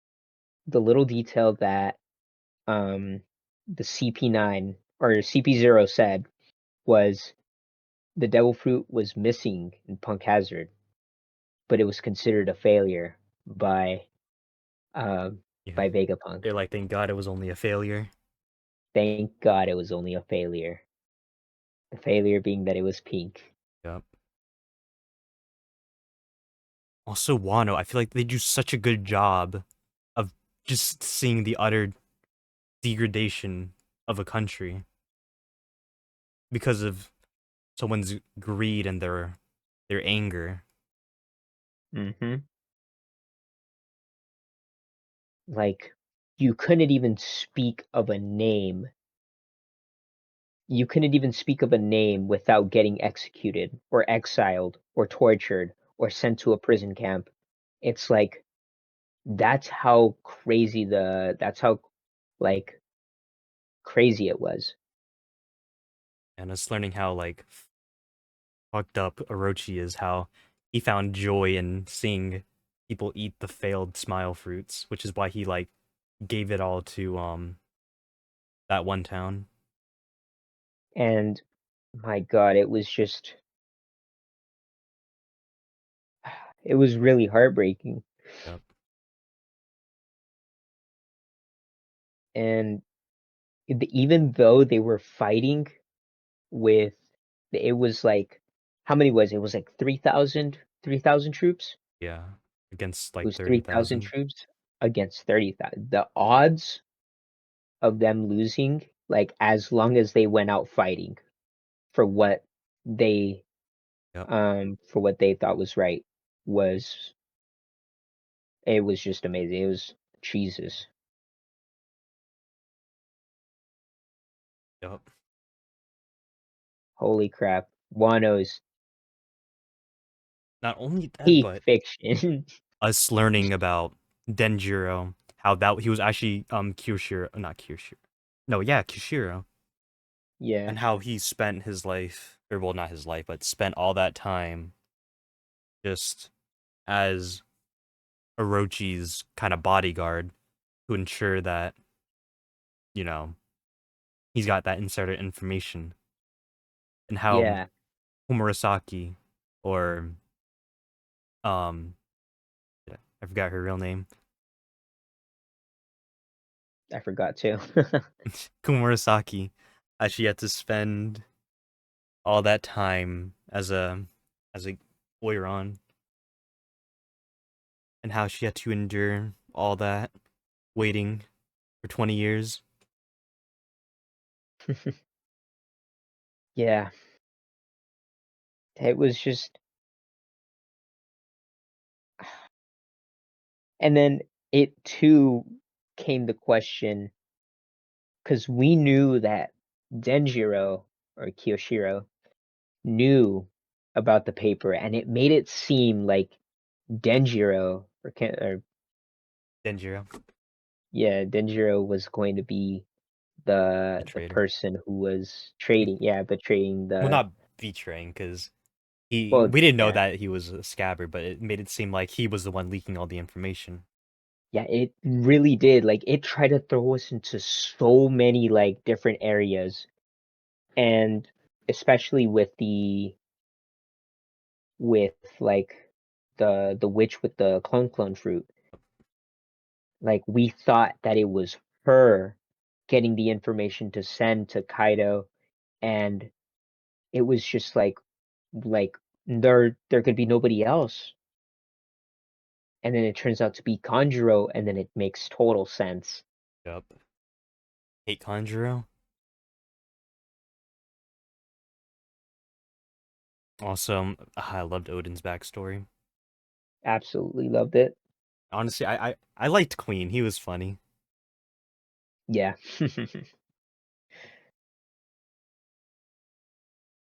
Mm, I'm trying to think of other stuff to talk about before we get into the raid itself. mm, Well, we did see that Law and Hawkins fought. Drake was there. So was Kid. We learned that Kid ate a devil, or not a devil fruit, a smile fruit. yeah. Apu betraying. Yeah, that hoe. Yeah, I fucking hate Apu. And I'm thinking about, man, during Luffy's time in the Udon prison, how him and Hyogo, old man Hyo, they're training together, how he's actually the old Yakuza boss of the Flower Capital. Yep. I loved that. And I loved their time in the prison too. Not only was it was pretty funny, just because Queen was just getting the shit beaten out of him by Big Mom. But I also loved how he was able to call them all together, all the prisoners to fight for the cause, because that's just the type of person Luffy is. He calls people to his side and works to Yep. work for him. And not only that, that's where Kawamatsu is. And man, I feel so bad for Kawamatsu, how Umurasaki just disappears on him, and he thinks that like it was something he did, how he couldn't keep her safe. Yeah. It was extremely sad. All of Wano was just a big question. It was just, is there any hope? Yeah. And man, it was so beautiful.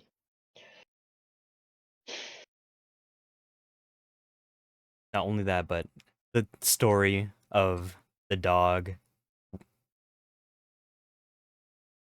You remember That that one? too. Yeah, the story of the dog, the mountain of swords from the past, Kozuki clan, or anyone who was even like affiliated with like the Kozuki. Yep. And the raid on Man. Onigashima. I loved all the enemies' designs. Again, we get to see Hmm. Chopper's medical abilities with the Ice Oni disease. Yep.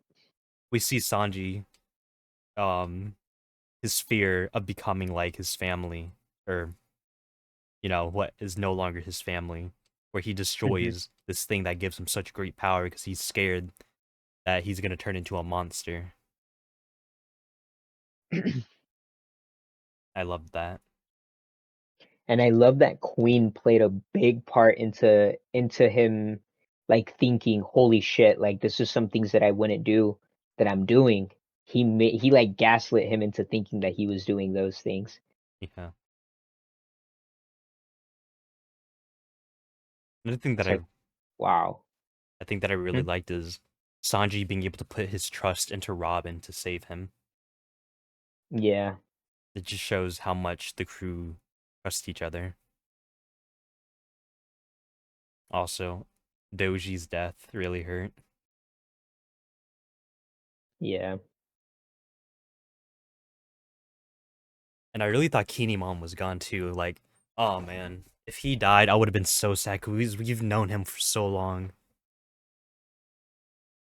yeah. That just would have been like so many arcs. I wouldn't say it would have gone to waste, but it's just so many arcs, and just to see him go like this would just have broken my heart. Yeah, not being able to see thing he's been working towards gone. And that's what makes Doji's death even more sad. Because he wasn't able to see Wano freed. Even though he knew that it was gonna happen, but he wasn't there to see it. And on top of that, Ashura sacrificing himself for like it wasn't even the real Kanjuro, I know. And and he just died for nothing. you know, yeah, Doji was so mad at Hanjiro for using Odin's image. how he was like, I wanted to be him so bad, but I know that it can't be true. Yeah, it was just Heartbreaking. he couldn't even put himself together. He couldn't even put himself to kill like a drawing of Odin. Yeah.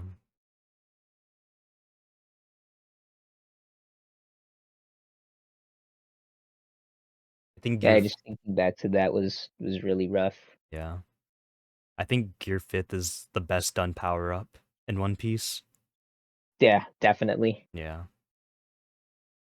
I thought that Gear Fifth was gonna be like um was just gonna be like another power up Luffy.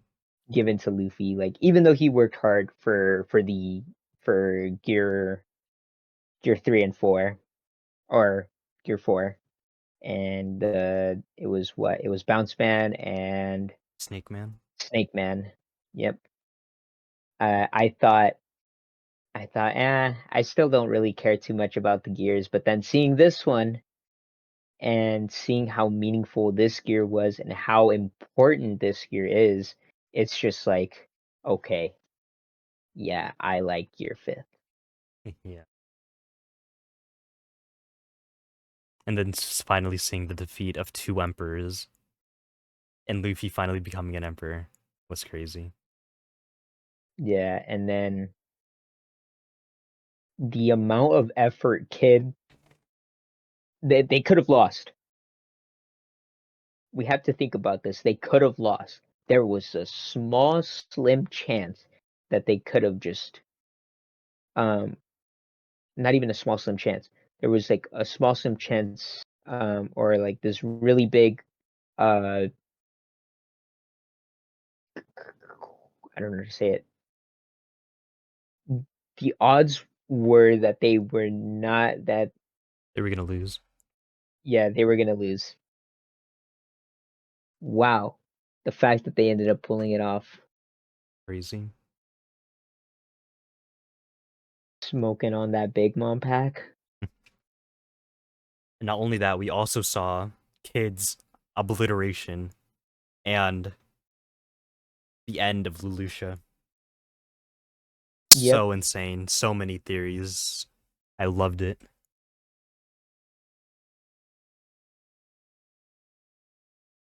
Where does Wano go? peak fiction, top 3. Well, I mean, I think we both agree that it's the best. And then It's the Egghead. best of the best. Egghead. Egghead, Oh my god. It was slow at first. I loved it. At the end, all five elders, their abilities revealed. Kuma's backstory, seeing him come back, sort of learning about, oh man, just so many I things. gotta What the say, Void Century is, what the uh about Kuma's backstory, one of my favorite backstories now. there was just so many answers and a lot of questions too. Oh, Very, very like a good amount of questions. Man, yeah, I mean, I'd say this is an instant S tier yeah. for me. I was gonna the number one most satisfying punch in One Piece. Yeah, I also really loved learning about Vegapunk, his relationship with Kuma, the world government, the scholars of Ohara. the Giants. Yeah. It's like my small amount of no, he's a good person. I know it. I just know it. All paid off. All paid off during Egghead.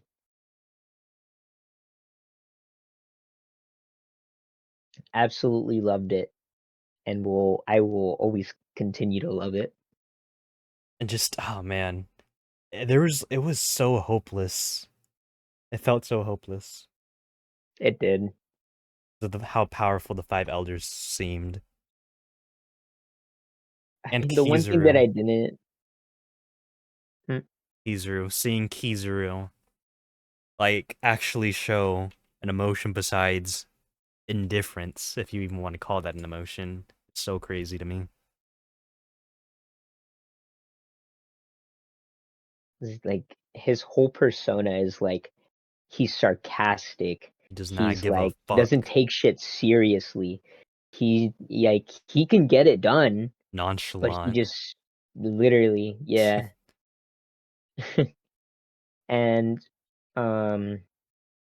I was gonna say that the only thing that I didn't like is that when when Vegapunk Stella dies, it made the death kind of meaningless if they already had a clone of Vegapunk Stella on standby, Yeah.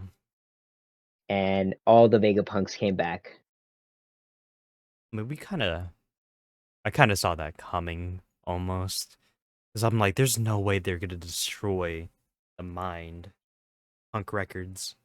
Well, I mean, they already said that they weren't going to destroy Punk Records. Yeah. They And said that that's they needed where it. Vegapunk's consciousness basically lives. And I Yeah. think one of the Elder Stars even said, I think it was Jupiter. He was like, how do you kill? Or what is. I, I keep forget. I don't remember what he said specifically, but it's like, what does death mean to something like this? I think you got it right. Yeah, yeah, man. The robot. Oh my god. So many more theories, so many more mysteries. One thing gets answered, 1,000 more questions.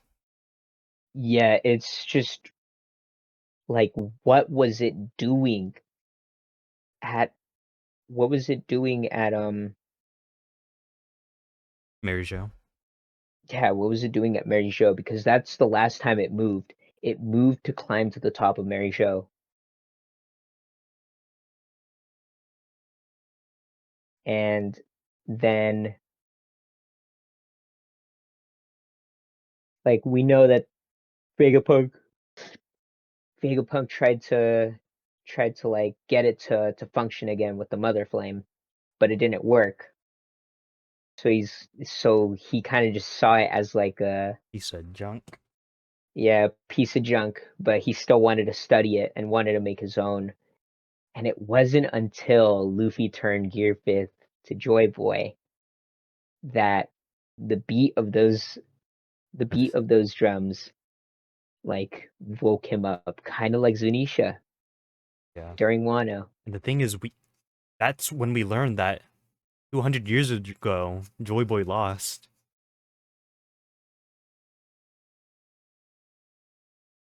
Hmm. So insane.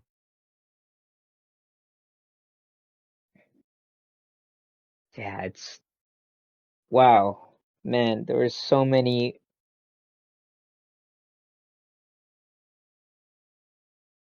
and the fact that we even saw one of the five elders die to Emu, Yep. like I didn't even think that was gonna be possible. I never thought I'd see a five elder die. One of the five elders die. Like it wasn't even wasn't even to the hands of Luffy. It wasn't to the hands of someone else. It wasn't to the hands of anyone but Emu.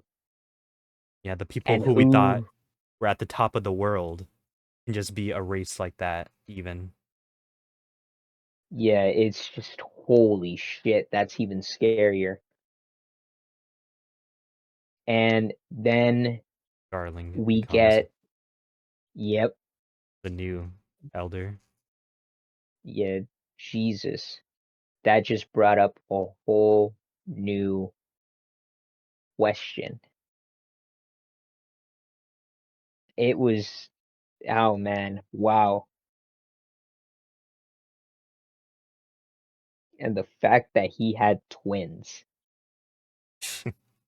Well, that's an Elbaf. Oh yeah, it's an LBAP, but Yeah, I'm that's still saying crazy. like wow.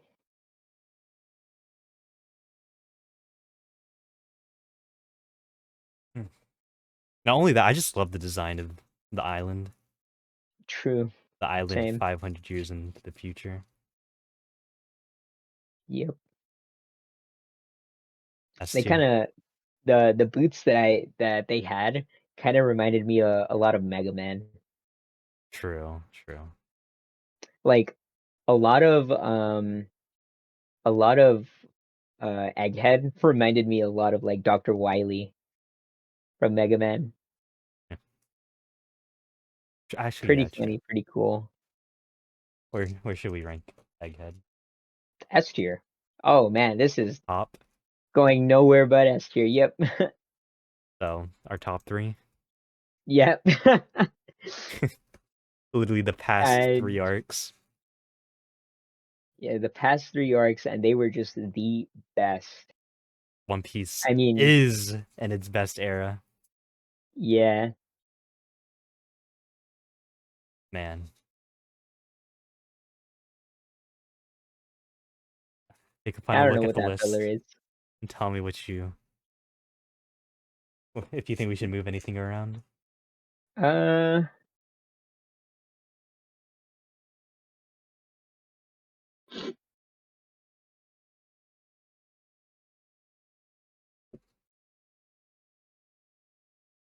Nope.